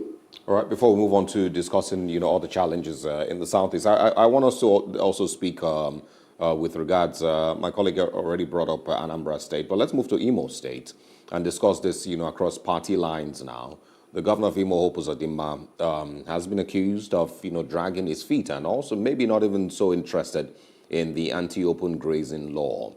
So do you see this as, him, of course, being the chief security officer of the state, knowing what is best for his state and maybe not being interested in banning open grazing, or, being, a member of the APC and not wanting to go against his party's wishes? Well, Hope Uzodimma has been clearly disconnected from his people, right from the voting process, because no one explains, yes, we have to respect the Supreme Court justice. But largely in the Southeast, we see him as the Supreme Court governor, because for someone to move from fourth position to first position, there is no mathematics, there is no law anywhere that will explain that. But that aside, it is also very visible that what most of the kind of times like decisions that he is always taking shows a strong disconnect. He is not interested in connecting with the people. What stops you as a governor when you reach out to the State House of Assembly? State House of Assembly should be able to consult with their people through town hall meetings to find out, will this in any way represent their interests? And if it does, what is governance if it's not all about people? I mean, what you hold in trust for your people. You are governing today because the people supposedly, voted for you. Every government derives its legitimacy from the support of the people. And when you are doing things and you don't consider that, this whole thing has I'll leave its relevance in the Southeast. The open grazing, it caused lots of problems. Lives has been lost, women has been defied, and all the rest of it. Then why would anyone want to pretend that it's not helping? So I think he's trying to play the politically correct card, which it's not sustainable, it's not helpful, and it's gradually losing its popularity before his people. You can gather with the Southern governors, you collectively agree on a thing, you didn't object, only to come and be the stranger in the midst of your brethren, seeking for the interest of the region, because it is when we come together as, don't forget that Nigeria coming together, we came in together as a Southern Protectorate and the Northern Protectorate, and there were rules that were set for engagement, and I believe if we can respect ourselves and come together, then certainly the unity can be sustainable. All of these agitations will be put right into the bag. Mr. Okenwa, I want us to analyze this ban on open grazing vis-a-vis security networks in the Southeast and the Southwest. In the Southwest, there's the Amotekun. It's the original security outfit there. And in the news in recent time, we've heard stories of Amotekun, even a few days ago, arresting herders that were found in their communities. And I saw just this week, they also seized about 53 cows. So we can see that in the Southeast, the Amotekun, as a security instrument, has been, active in trying to enforce the ban on open grazing. But we don't have such in the Southwest. There's the Ebubagu, but we don't hear stories about them taking action on this, grazing ban in the state. So would you suggest that that's something they should look into? Because, like I mentioned earlier, beyond passing the bills, into law, the crux of the matter should be about enforcement. I mean, when Governor of Abia State was actually asked regarding implementation of the ban on open grazing, what he told the media was that they should go and ask the police why they're not enforcing the ban. So it seems like in the Southwest, they don't have it together regarding governors pointing fingers to the police pointing fingers to the governors. But in the Southwest, on the other hand, the Amotekun, seems to be doing something about it. Well, let me say something. I'm one of those that believe that before even ever thinking of making finding other alternatives, getting other security networks, we should be able to rejig the police force, motivate the police force, invest into it, give them all of their place to enforce the law, remind them of their responsibilities, and insist that they act in accordance to the Police Act. Because what we see, it's a police that, it's like somebody, even we want to arrest someone that you don't like the face, you want to negotiate for someone to be, criminalized, you reach out to the police force. So it's not only the federal government that is abusing the police force. We've seen the police, even when you go to some stations, you see bail is free, right? But who is checking those things? Even the state governors will stay under their state. Police will collect money. Is it the federal government also that allow them to be collecting money? I think the governors has really been very passive as regards to making the police force work. Having said that, in Enugu State, we have the forest guard, right? I am sure that since the Ebubago literally failed on arrival because of the security sabotage of some of these governors, they never wanted it to work because you want to set out a security outfit, there is no level of investment, no fund that is assigned. How will that work without funding? The whole thing was dead on arrival. So we expect them to insist, because the simple truth is that if you create even state police without actually ensuring that the federal police works, or that the Nigerian police, let me not call it federal police. Of course, it is the Nigerian police force. And Nigeria is not just Abuja. It's not just the FCT. It includes the 36 states. And interestingly, all the 36 states governors are part of the police council. So let them decide that this police council will meet. That will probably be maybe once in 7 years now they decide to meet or whatever. They have not been meeting. Let them meet and let the governors present their ideas and say, see, over the time, it appeared that the police has just been a federal government issue. Now we want every one of us to be co-stakeholders in the same police force. Don't forget, life is all about negotiation. Nobody gives you a space. You have to take your space. So I want the state governors to take their space in terms of resource control. I'm happy with what that is happening in respect to facts. Let all the governors put their voices together. We can't afford in a true federal system to have an all-powerful center and weak subnationals. That is not consistent with what we call a federal system. If we have a unitary system, let's call it so. If we have a federal system and want to practice democracy, let's call it so. And not for pretending this has limited Nigeria. And when you look at all of the indices, Nigeria keep moving down as a country. I'm not talking about maybe like press statement by the opposition party. I'm talking about when you look at the indices for assessment on the global scale, whether on the one by the World Bank, several indices they release, or the one by Transparency International, or the Youth Development Index recently released by Commonwealth, all of these global agencies, Nigeria has not fared well, and we don't need the opposition party to tell the current administration that things are not working well. Even the man on the street knows that things are not the way it ought to be. You know, there is that inflation all of the time, you know, at skyrocketing percentages, but salaries are not increasing. Minimum wage is not even implemented in some states. So how will the common man cope? But we've not seen the government cut down on the large expenses invested in governing the country. In fact, the people are suffering, but government at all levels has a mark for themselves, hardship allowance. These things ought not to be so. The citizens are doing the suffering, and they are enjoying the hardship allowances. All right, so okay, well, I now want us to move to talking about some other, thing entirely. I believe you're currently in Enugu State. Yes, I am. So what is the current situation on ground there? Is there movement? Because today apparently is the 17th, and there was a notice by the IPOB earlier this week that Monday, Tuesday, and Friday would be sit at home. So can you share with us, what the current situation is in Enugu State? Yeah. Okay, interestingly, before now, I've drove around the city, major places, I shared a live video assuring people that normalcy is gradually returning to the city. I think I saw about 25% vehicle than what the vehicular movement was. But I think many persons are still wondering, is it safe to move? Because of course, let's not forget that even for about last 3 weeks, after we must have observed it 2 times, the leadership of IVOB came and said that this instruction was not coming for us for a continued sit at home.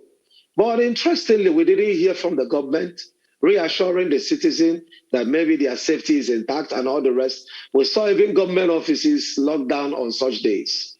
But the interesting thing is people are not tired. Of course, like this week, we've been on lockdown on Monday and on Tuesday. And then even this Friday, people are wondering, do we really come out? And government is not saying anything about that. And I think it's really high time for governors in the Southeast to become more assertive, more proactive. We shouldn't be getting instruction of what to do from non-state actors. We should be getting instruction from the leaders that we elected, because one of the things that is very shocking when I try to imagine, during the period of the COVID-19 lockdown, when governors were insisting people should stay home, I mean, it was a battle, it was a fight. You could literally see people disobeying that rule. But IPOB says everybody should sit at home, and there was maximum compliance, largely due to 3 reasons. Some stood in solidarity with the embattled Nandekano. Some others were sitting at home, largely because of fear.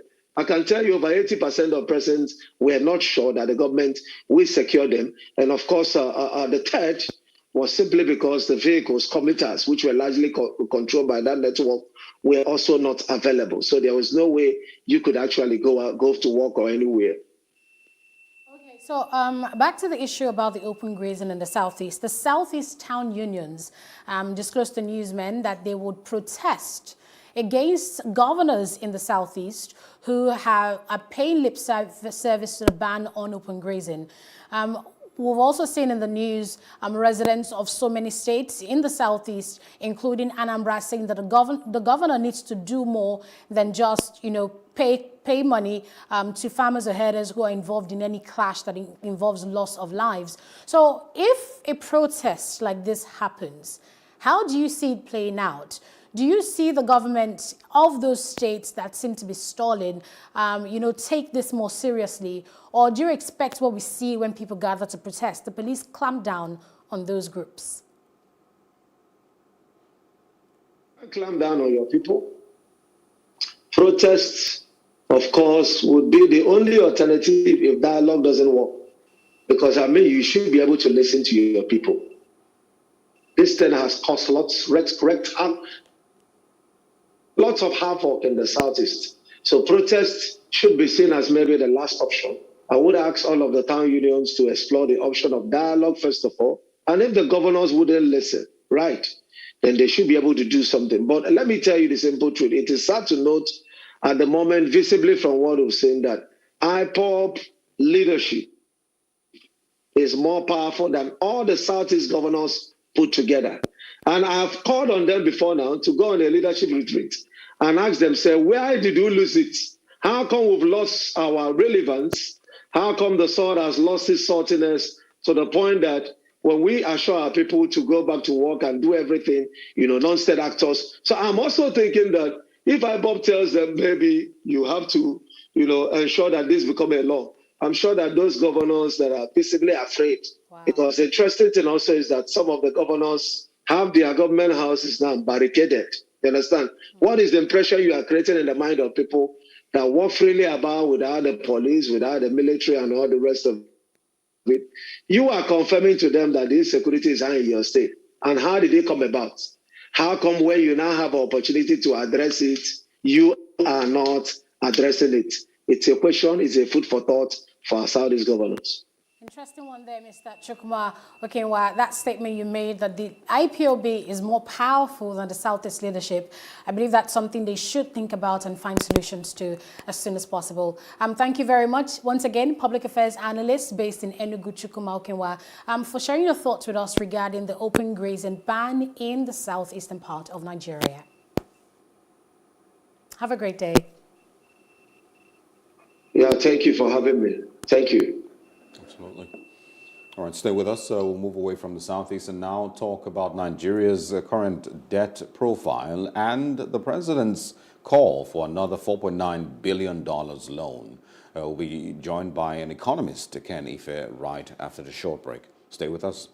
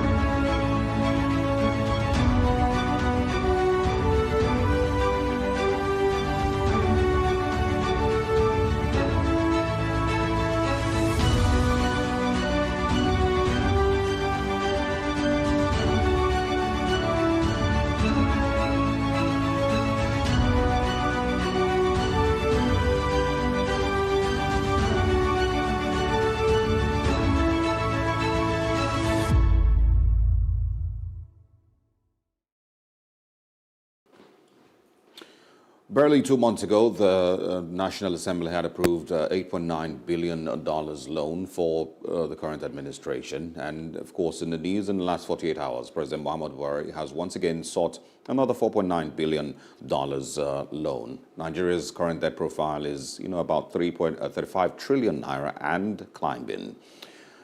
Both political parties have, once, defended or come against this loan. And of course, earlier in the morning, we had spoken about Senator Aliu Ndume, who was berating the National Assembly for the speed with which they went ahead to approve the request of another $4.9 billion loan by the current administration. This morning, we're speaking with economist Ken Ife to share his thoughts on this. Good morning, Mr. Ife. Thanks for joining us. Good morning. Hi, good morning, and thanks for inviting me. You're welcome. Now, let's start with your views or your thoughts on another $4.9 billion loan request. looking at where we are coming from, and from 2015 and what Nigeria's debt profile was then, and where we currently are, do you agree with the narrative that Nigeria needs to continue to borrow in order to build? The answer is yes. The reason is because there are so many things that we need to do, and all of them require investment. Even to fight corruption, require investment in technology systems. Anything security, you need investment. To create jobs, you need public investment in public works. To fight COVID, you need investment.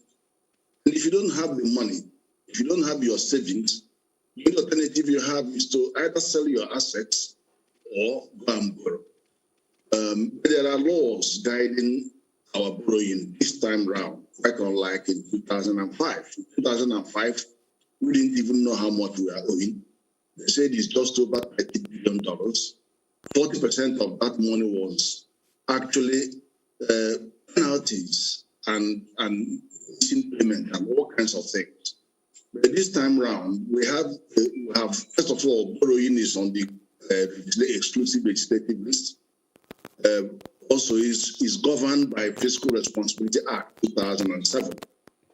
And the law says, if you want to borrow, it doesn't matter whether it's domestic or foreign, it has to be for capital expenditure and human resource development. And then it also states that you need to have a fiscal strategy paper that captures what you want to do, a medium-term expenditure framework, and then that borrowing has to be on concessionary terms and a long-term frame.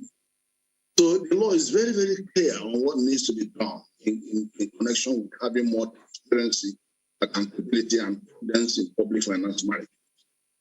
So the question now is, do we really need to borrow?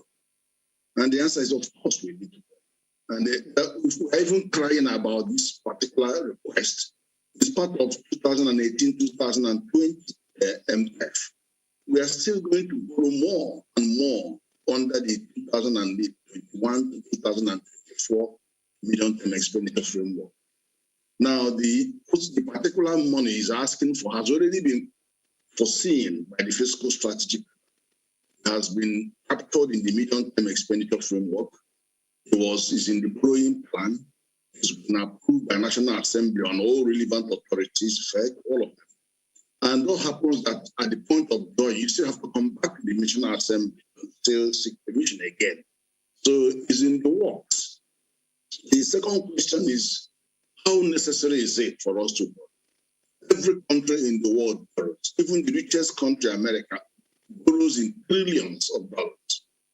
In our own case, we are confronted with major challenges.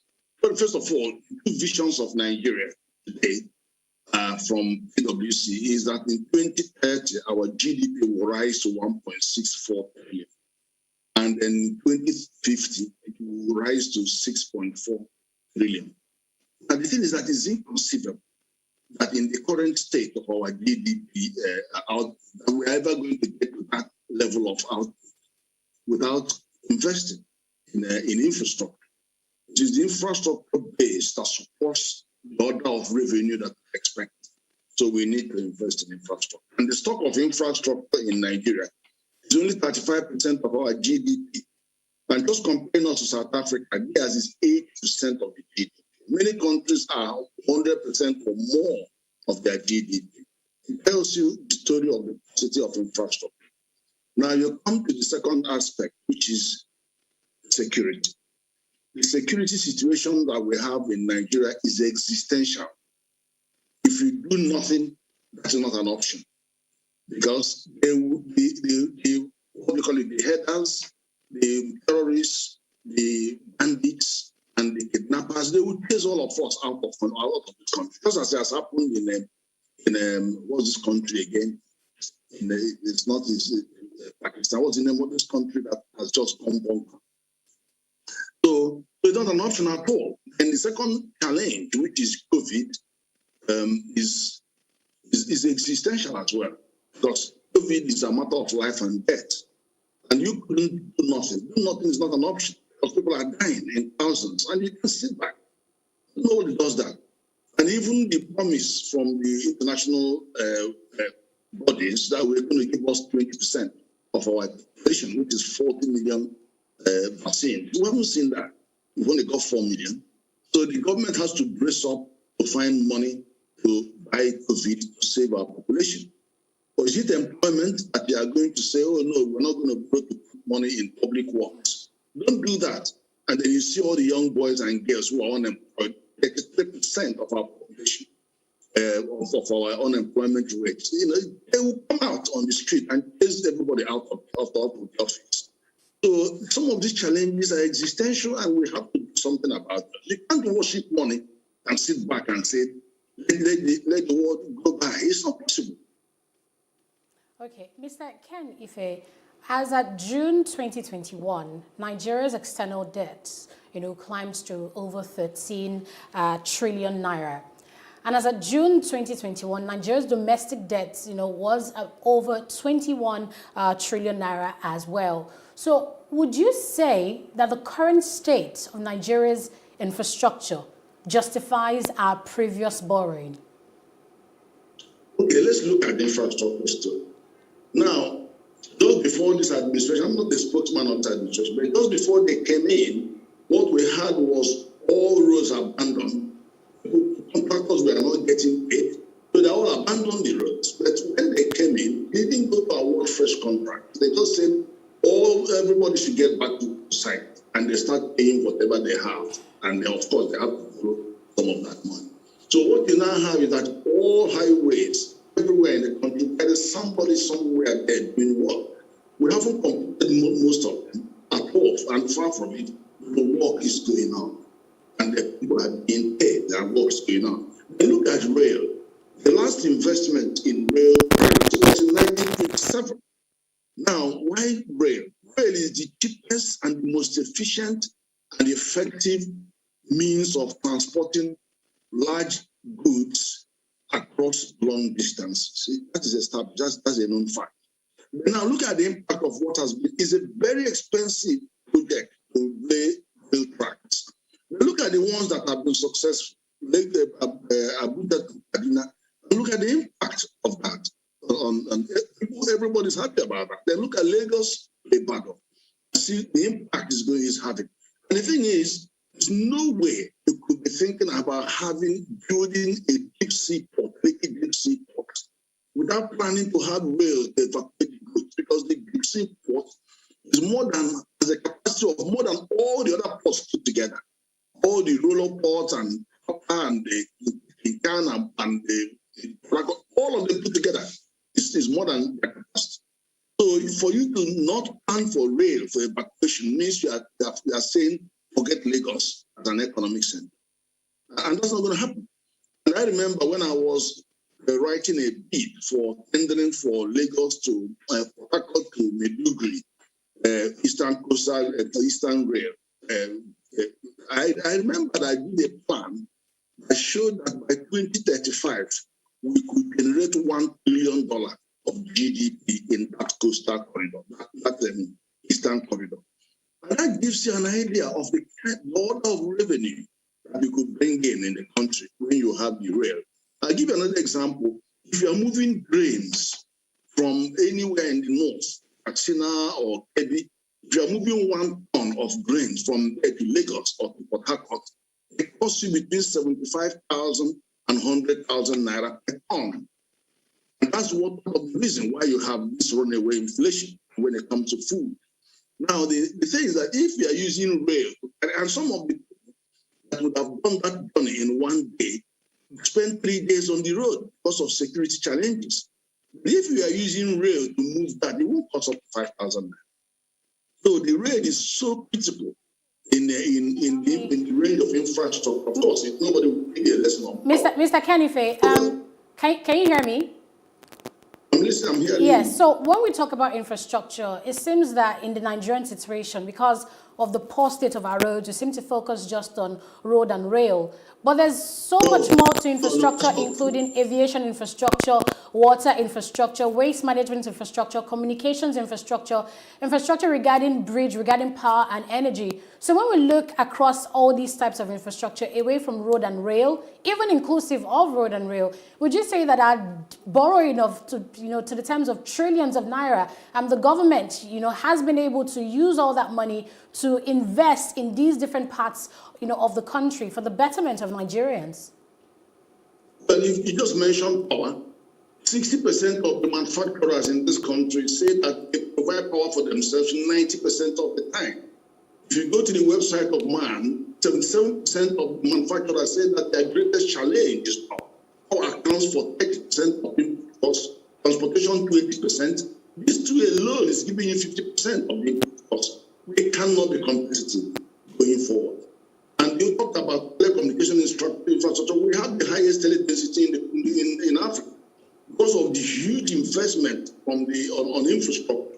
Then you said the water, is it the aviation? We just built $800 million to build 5 new terminals, international terminals, in our international airport. And that is a big boost to aviation. And we're looking to concession those. So the issue is this. Only 35%, our stock of infrastructure is only 35%. We're still so far away compared to our economies. So we have to invest in infrastructure. The challenge, we should move the debate to the appropriateness of the investment and the integrity of the investment and the sustainability of the investment. And then here I will tell you that the law says we have to carry out a cost-benefit analysis on any debt. And you see that the Debt Management Office tries to do that. And then the issue about whether we are succeeding, people are voting with their feet. But I'm not here to defend government. I'm just here to put the facts down. And then we can have a useful discussion over this. Financial ratios that the law prescribes have not actually been violated so far, because there's only one financial ratio in the FRA 2007, which is fiscal deficit to GDP, which it wants to be kept at 3%. It's gone over 3%, about 3.6%, and the Finance Act has amended, and then now the whole act is now being amended by the Senate. So otherwise, it didn't set any standard for the others. The benchmark for debt, total debt to GDP is about 40%. That's the international benchmark for low-income countries like ourselves, but for other advanced countries, 60%. The thing is, we are still around 30-something%. If you add everything, it's about 4%. And that is including the 10 billion naira that central bank gave to government, $5 billion as overdraft.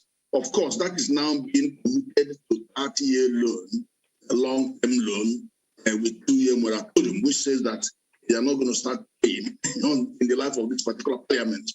So that is the story. Now, what they have, I have to tell you, is that most countries in the world are violating those limits because they have infrastructure. Japan is over 250% GDP ratio. America is almost 100%. In all these other countries are between 80 and 100%. That is because they have infrastructure. Otherwise, we don't have it. That's why we have to invest and make sure that the investment has to be to economic projects that are capable of repaying that loan and retiring the loan. If you invest it in anything like, if you want to use it to build roads to a minister's home or whatever, you're on your own. You're supposed to connect up industrial and economic centers so that they're able to energize the economy and have a reasonable return on the investment. And one challenge we have is this.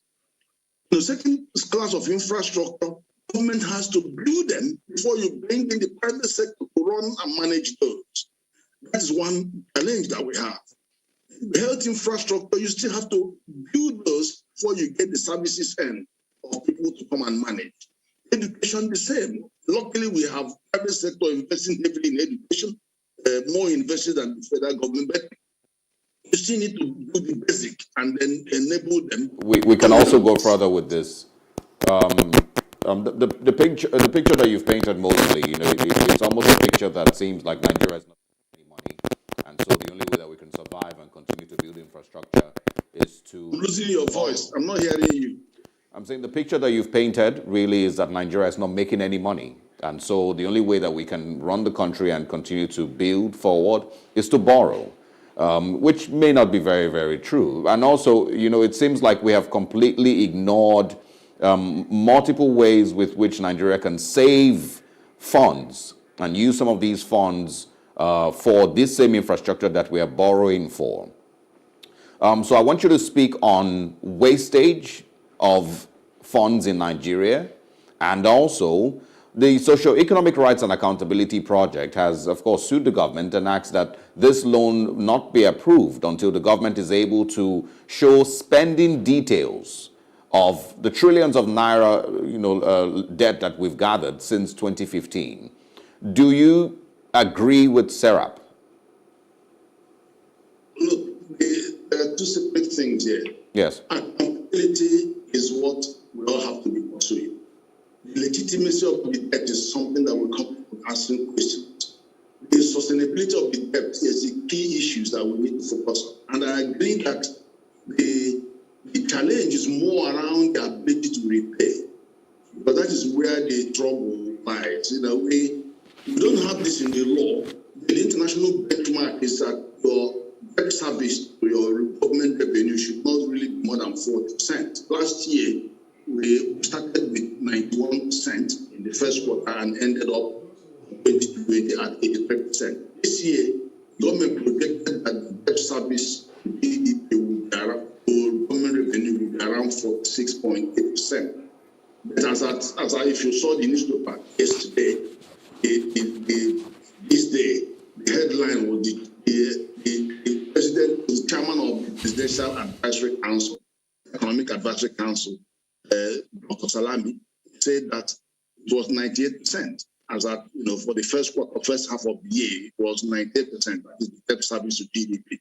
That looked alarming, but I had to debunk that in some of the interviews I had yesterday. Now, the issue is this. Do we do nothing? And I've told you, I gave you 3 examples where doing nothing is not an option. So the thing is now, how do we raise more revenue?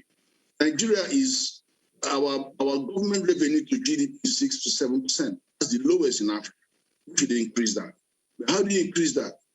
Are you going to increase that by simply doubling the tax on existing footprint? You can't do that. And I can tell you the reason why you can't do that. You do more by widening the tax base and bring more people into the tax net. 2, you block the leakages. We lose about $8 billion a year on illicit transfers. Block the leakages, and the government is aware and they're doing something about that. We also reckon that, I remember when I went to speak to the Senate Committee on Finance 3 weeks ago, they were saying, the chairman there was saying that the money we spend on tax waivers for some of the manufacturers and also the leakages in the system are actually higher than revenue that government is getting. So I can now see government trying to reduce that exposure and doing more. And we also saw that this whole necessity has pushed government to quickly sign the PIA, that's the Petroleum Industry Act, which has been going on for over 20 years.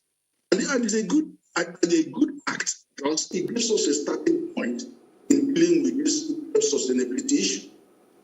Just as has been passed, Inland Revenue came and said that next year they're expecting to double their revenue, that they will get over 10 trillion, and which means that the likelihood of this whole revenue doubling next year is there. And that means there's less fiscal stress. It's the perspective of fiscal stress. So there are many things. Now, yesterday again, 2 days ago, Central Bank announced that they are going out to raise 15 billion for the infrastructure company. Now, infrastructure PLC has been capitalized at 1 trillion by government, and that's a private sector run operation. Now, the impact of that is that they're going to grow naira 15 trillion, and then they can now offload all these projects that government is spending so much money, borrowing so much on, and private sector will roll and run with these projects. So that can now free federal government from all of this foray into infrastructure. Okay. And then we can move forward to social agenda. All right, Mr. Ife. I want you to please talk about, what you think Nigeria's strategy for repayment is. You've mentioned that about 2 times now. So with all this borrowing, what's our strategy for repayment? How do you think, our debt profile might affect our economy? And lastly, the People's Democratic Party has been saying that the APC is simply accumulating debts and just high spending, wrecking Nigeria. That's what the PDP has said. How do you respond to that? I'm not interested in what the politicians are saying because I'm a technocrat and I just have to bring these figures and facts and interpret them as I can. What I've outlined for you the measures that I have seen that are taking place, including the Petroleum Industry Act that is now going to give us more comfort. Measures you've seen, subnational levels have also need to pull their weight in revenue generation. And then technology has come in. If you see Lagos State doubling and tripling their revenue because they've allowed technology to drive the IGR. And then many more states are going through the same method. And if you look at federal government in fighting leakages, they had to bring in IPIS, which is the payroll software, and then GIFMix, and they also heard about the Treasury single account. How it has continued to shrink the territory of those bandits that are eating our money. So, and you've seen when they run BVN over the IPIS, you could see some civil servants that have 44 accounts, 45 accounts, payroll accounts. So all of these are technology, but you must invest in those technology and even help to fight corruption. So that's the thing. Technology is going to do a lot more for us in helping us plug the holes. And they're investing in those. So there are many ways the government is looking at to improve our revenue and then to bring more comfort for population in terms of our ability to repay the loans. But if you are telling me that you're going to shut down, you're not going to borrow anything, you don't have any savings, then I'll say you must be joking because you're just going to get all the young people out on the street and then you're going to get overrun by bandits and terrorists and knappers. And will become something else, so it's not an option. All right, Kennifer, I think we can wrap it up here. Thank you very much for joining us and for your analysis this morning. Thank you. We wish you a very interesting weekend ahead. Thanks once again. Thank you very much. Absolutely. And this is where we will be wrapping up the conversation this morning. Thanks so much for being with us all through the week. Remember where you can catch up on any of the conversations you may have missed this week. It's simply on our social media platforms at PlusTvAfrica on Facebook and Instagram. And thank you very much for being a part of our week. It's the final edition for this week in the month of September. Do have a great weekend. I am Anetta Felix. And I am Osaogi Ogbonwa.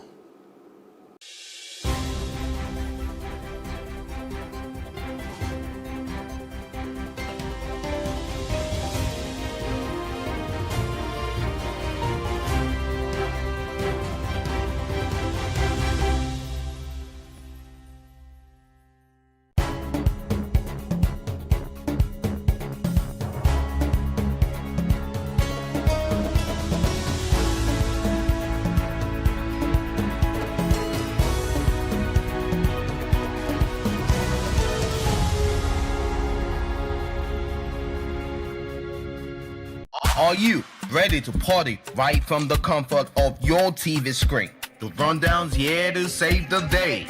From freshly baked videos to the classics to the youngins and dope conversations, all in one chart. We got you covered. Just tune in to The Rundown every Friday, 10:30 p.m. West African time. The Rundown. Let's turn it up. Increase the reach of your events or business services. To advertise on Plus TV Africa, please call 0906 000 5719 or 0909 040 8408 or send an email to marketing@plustvafrica.com. Plus TV Africa. Big stories live here.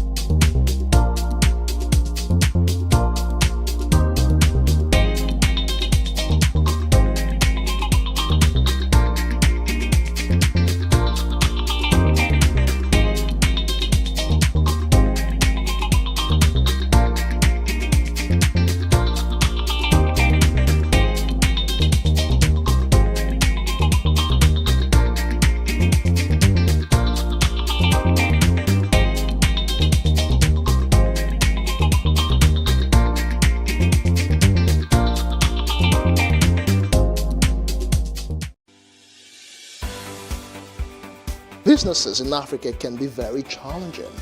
In Nigeria, it is particularly intimidating, and successful builders have learned how to navigate a hostile environment to unlock opportunities. But one major challenge businesses face is how to filter through the noise and identify where their ideal customers exist. Get insight and practical steps from industry players and captains of industries.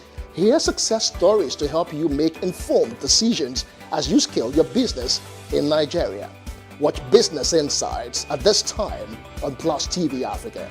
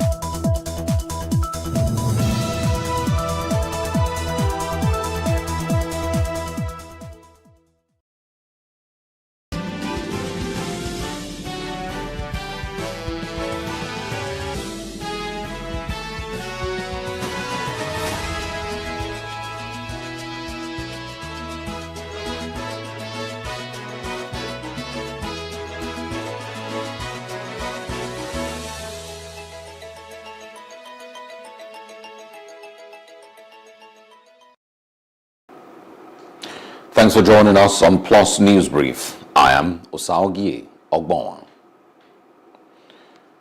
The governors from the southern region of Nigeria have declared their support for the collection of value-added tax by state governments in place of the Federal Inland Revenue Service, FIRS. They also have made a declaration on Thursday at a meeting of the governors held at Government House in Enugu State. Chairman of the forum at Ondo State Governor Rotimi Akeredolu made the position of the governors known in a communique issued at the end of the meeting. According to him, the meeting resolved to support the position of the collection of value-added tax, that falls within the powers of the states. The governors reaffirmed their commitment to fiscal federalism and stressed the need for southern states to pursue its inclusion in the Nigerian constitution through the ongoing constitutional amendment. Ahead of the general elections in 2023, the governors insisted that the next Nigerian leader must come from the south. They commended the rate at which members were enacting the law prohibiting the open grazing of cattle in line with a uniform template and called others yet to do so to follow suit. From paragraph 3 above, the meeting resolved to support the position that the collection of VAT falls within the powers of the states. 5. The meeting expressed satisfaction with the handling of issues around the PIA, Petroleum Industry Act, and ownership of NNPC by the larger Nigerian Governors Forum. The meeting reiterated its earlier position that the next president of Nigeria must come from the southern part of Nigeria in line with policies of equity, justice, and fairness. The meeting expressed satisfaction with the rate at which the states in the southern Nigeria are enacting or amending the anti-open grazing laws, which align with the uniform template and aspiration of southern governors and encourage the states that are yet to enact the law to do so expeditiously. The meeting agreed to encourage the full operationalization of already agreed regional security outfits, which will meet, share intelligence, and collaborate to ensure the security and safety of the region.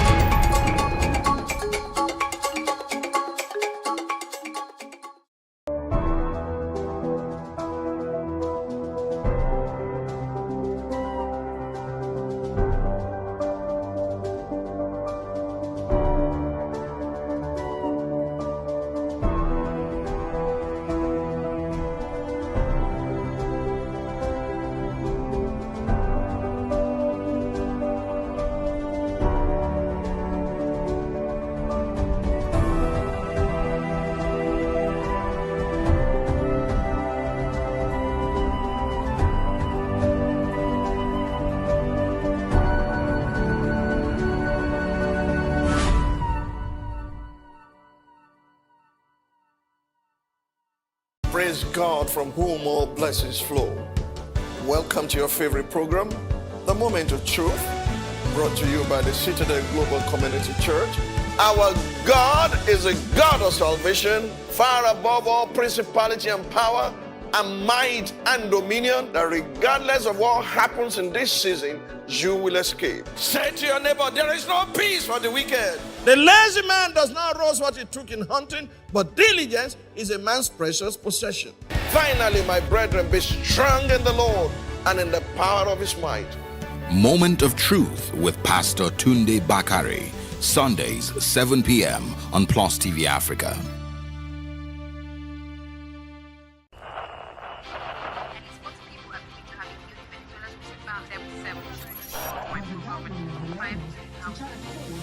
Politics has helped shape the decision of the polity, from conspiracy theories to good old-fashioned comic politics. These are the results of tomorrow's election. Okay, you have it already. I am not hungry. If I need appointment, all I need to do is to start praising government. Plus, politics will fill the polls of the country, from friends to frenemies, even strange bedfellows, to clones and stooges. We go beyond the rhetorics and the drama to analyze the story behind the story. Let anybody come and say. The moment we stop having charlatans occupy political offices, we will curtail hate speech. Plus Politics, not just another political show. It's about putting you, the citizens, in the know.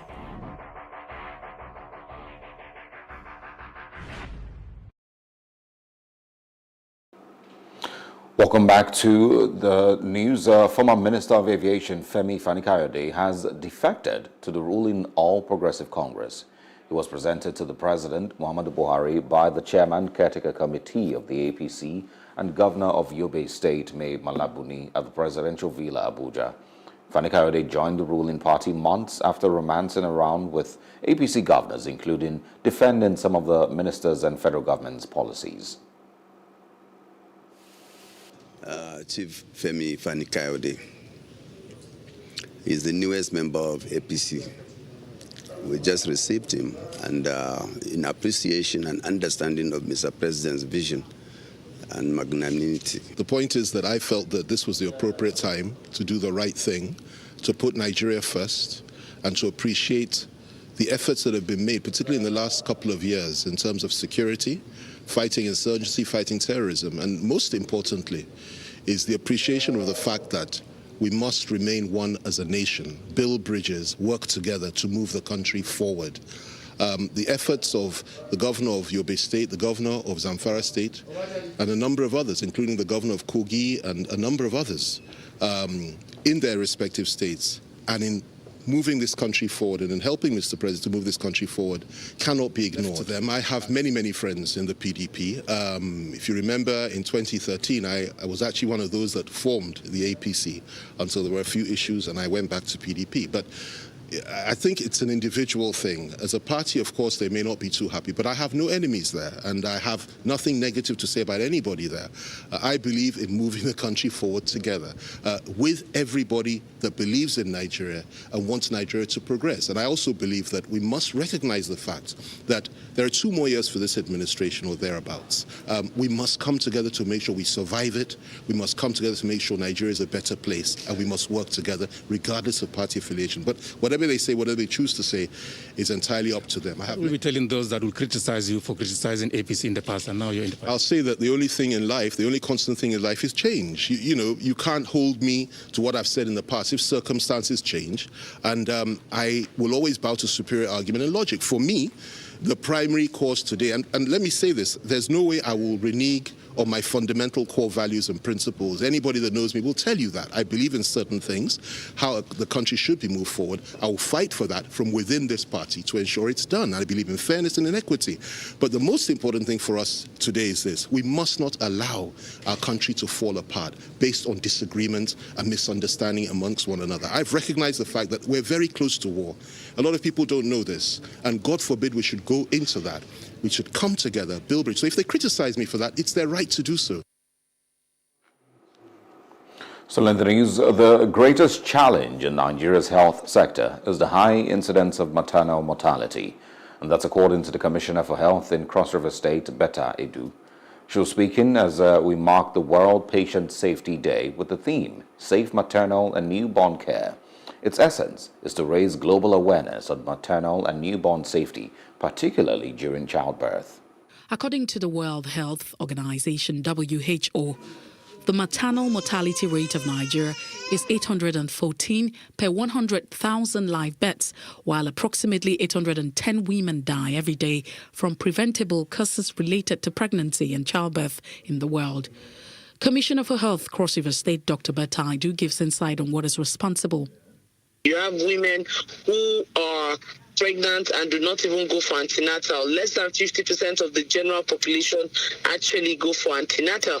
And out of this percentage, a lot less actually deliver with skilled birth attendants in health facilities across the country. So these are behaviors that need to change for us to see a bigger picture of results. However, the World Health Organization is urging stakeholders to act now for safe and respectful childbirth. For the Health Commissioner, there are practices and behavior that can prevent and ensure the safety of the mother and child before, during, and after birth. As a woman, once you get pregnant, the first thing you should do is to report to the nearest health facility and get registered. And then we can check you up to find out how you're doing and how the baby that is forming is doing. And then you can get the right advice and the right support from the health workers at that level. And then you should be able to attend at least 8 antenatal sessions between conception and when you deliver. And when there are indications for you to do CS, there's no need of you saying church or this or that. Go through the process. A lot of women have gone through CS and they're doing well with their babies.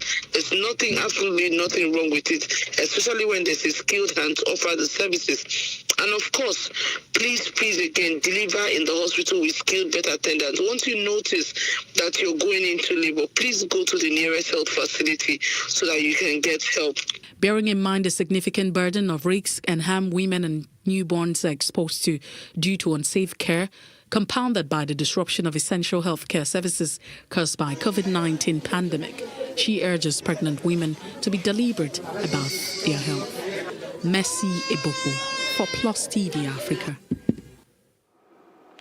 Civil society organizations committed to environmental justice in Nigeria have declared that the Petroleum Industry Act recently assented to by President Muhammadu Buhari neglects concern of communities and strengthens oil companies operating in the polluted Niger Delta region. At a briefing in Port Harcourt, Rivers State, Executive Director of some CSOs in the region expressed concern over lamentation by host communities regarding the push for oil exploration in Ogoni land by the Nigeria National Petroleum Corporation, NNPC. Executive Director of People's Advancement Center, Celestina Obari, says resumption of oil exploration in Ogoniland by the Nigerian Petroleum Development Company, NPDC, will be insensitive without proper cleanup and compensation for Ogoni people by Shell. Also, the Director of Environmental Rights Action, Chima Williams, explains the reasons behind Shell's decision to divest as the decaying facilities of the company. He says this has led to constant spillages and realization that it is no longer business as usual, as victims now use legal means to fight them. Other speakers share their views on related issues. Look at what oil money has done in Abuja within a short period of time. Abuja does not have one oil well. Let the government apologize to Boni people, exonerate those who were murdered innocently, commence decommissioning as recommended by UNEP, declare a state of emergency in Ogoniland to fix their livelihoods and everything that is not working. Rather than seize the opportunity to transform the footprints of oil extraction in host communities, to invest in clean energy, to win the Nigerian nation from fossil fuel dependence and combat years of pollution and neglect, the Petroleum Industry Act rather chooses to reinforce those historical neglects while reinforcing the same destructive policies. The lies of Shell in this divestment, race. And here, for us, we are looking at, if this is the case, should we allow Shell to divest and leave in the mess they have created? They want to move offshore, where communities will not see them. The fishermen who get to those areas would be harassed by security forces. Some may never return. And they will not be monitored. Their pollution will not be monitored, but the pollution will still get to us because we eat the fish that come from offshore. The groups warned local investors interested in the assets and liabilities of the divesting Shell to exercise caution, as no host community will allow resumption of oil exploration without adequate cleanup and compensation. We want to call on the Nigerian government, Nigerian citizens, global citizens, to warn both those that want to buy and Shell that want to sell. Your assets are your assets. Put back our environment the way it was. Restitute for the losses that our citizens have suffered. And then, after that, you can sell your assets and properties. They are your own. It doesn't just make sense at all for the Nigerian state, under any guise, to invest scarce resources in that sector. How come that since 2015, when they took over power, they have not declared profit in NPC? NPC have always been under him. How come that now that they don't put the signature there that we are going to share 30%, suddenly profit has come up? So there is something. They called on the federal government to concentrate on redeeming ecological disaster in the area, rather than its planned attempt to resume oil in Ogoniland. Still on the news brief, road safety is everyone's business, and as such, all hands must be on deck to reduce avoidable carnage on the highways. Lagos Sector Commander, Federal Road Safety Corps, Olusegun Ogungbemide, stated this while in an exclusive interview with PlusTvAfrica. Our correspondent, Love Ikuku Oyedokun, tells us more in this report. The incidences of road crashes and high casualty rate is worrisome, and particularly devastating are accidents involving commercial transport vehicles. According to the World Health Organization (WHO), nearly 3,700 people die each day on the world's roads, with millions more injured. Statistics from the Federal Road Safety Corps Lagos State Command reveals that there are 8.9% fatal crashes, 41.3% serious, and 49.8% are minor crashes. But the agency seems now to be resting on its oars and says it has put measures and special initiatives in place to put crashes on Lagos roads under checks. And one of the special interventions we are going to have this time around is the one that has to do with post-crash response time. We are going to build up some motorcycles that will serve a motorbike ambulance where the ambulance cannot get to early enough, because Lagos with gridlock, anytime there's a crash, the motorcycle can meander through the traffic and get to the scene of that crash to give prompt attention to the crash victims. Because we know that there's nothing we can do as human beings. Crash must occur. One, we have assisted in reducing it, and in line with this NRSS policy, it is that when crashes occur, let there not be fatality. This sector commander says the increase in road accidents in Lagos State, especially towards the end of the year, could be a fallout of high volume of people coming into the state. We all know that towards the end of the year, the traffic volume is always high because of a series of movements. People coming from diaspora, people within that are hustling for one achievement or the other, or the same hustling process. So we are already trying to up our games too. We are bringing up initiatives that will assist in curtailing the menace on our highway. We are also collaborating with all other agencies to get this one done. Over the years, the United Nations has increased advocacy for safer vehicles. It is one of the pillars of the Decade of Action on Road Safety, which focuses on improved safety in vehicles and promotion of seatbelt usage, airbag in vehicles, and other protective devices. From Lagos, Love Ikuku Oyedokun, reporting for Plus TV Africa. And also news in other parts of Africa, the Economic Community of West African States is going tough on coup plotters in Guinea and Mali. The regional bloc has decided at a meeting in Accra to freeze the financial assets of Guinea's junta members and those of their relatives. The affected persons have also been placed on a travel ban.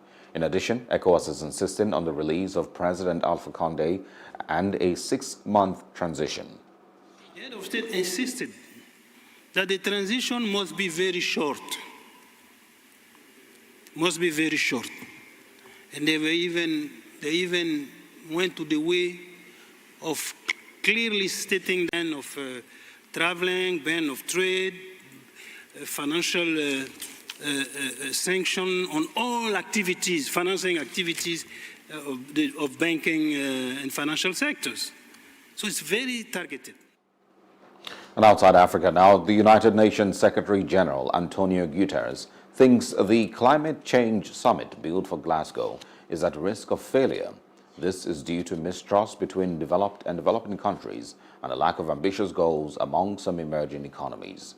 The UN COP26 conference will be taking place as scientists warn that global warming is dangerously closing to spiraling out of control. Made until now by member states in their so-called national determined contributions, we would still get to the end of the century with an increase of temperature to 2.7 to 2.9. So we are on the verge of the abyss. And when you are on the verge of the abyss, you need to be very careful about what the next step is. And the next step is COP26 in Glasgow.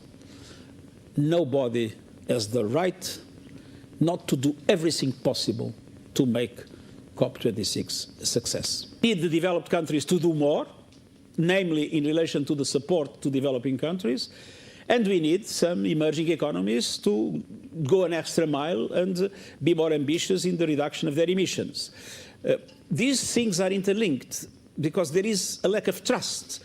And my objective, and the reason why we are convening a meeting on Monday, is exactly to build trust, to allow for everybody to understand that all need to do more, not waiting for the others, all need to do more.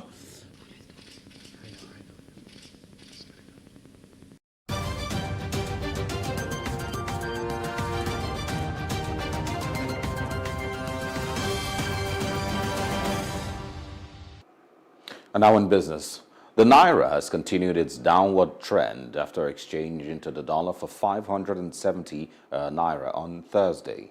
A week earlier, the Naira had traded to the dollar at the rate of 534. And not a few Nigerians thought that that was already a low. At the I&E Forex window, the Naira hit a high of 413 to close at 412.64. But the Central Bank of Nigeria is maintaining its official rate at 410.57 to the dollar on its website. The Apex Bank has recently tightened the forex market with its stoppage of the sale of foreign currency to bureau de change.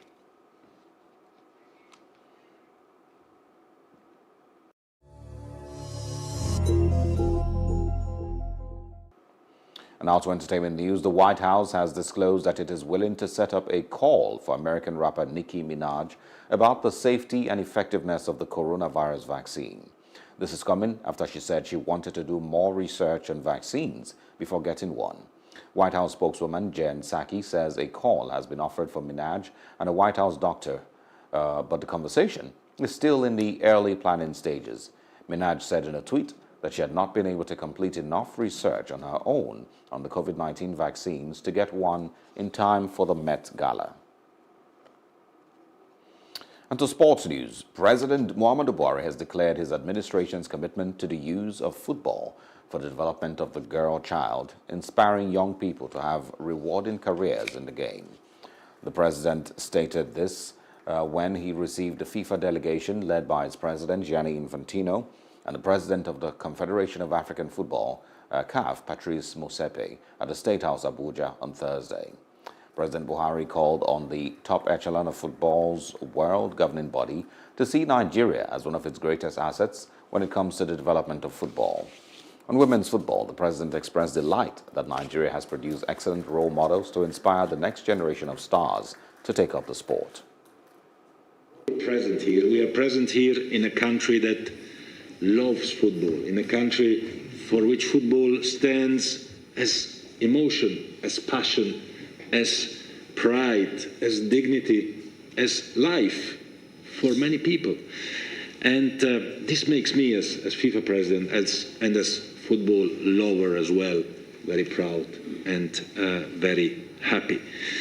Nigeria is a great country. Nigeria is a fantastic country. I'm happy to be back home here in Nigeria. I feel home because I feel the warmth of your welcome, of the welcome of all the Nigerian people whose heart is beating for football and for whom football means so much. We appreciate the enormous work done by your organization in the development of football, using it as a tool for positive social change and to drive global unity.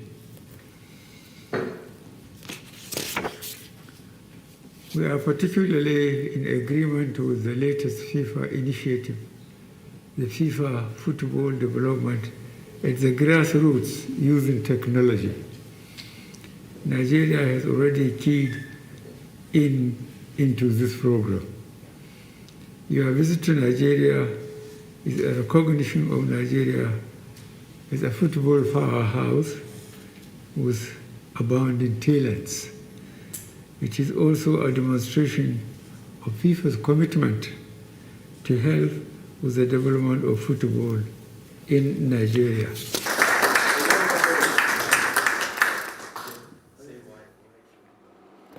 And that's the news brief. For more, please follow us at PlusTvAfrica on Facebook and Instagram. And do subscribe to our YouTube channel at PlusTvAfrica and PlusTvAfrica Lifestyle. I am Osao Gie Ogbonwa. Thanks for watching.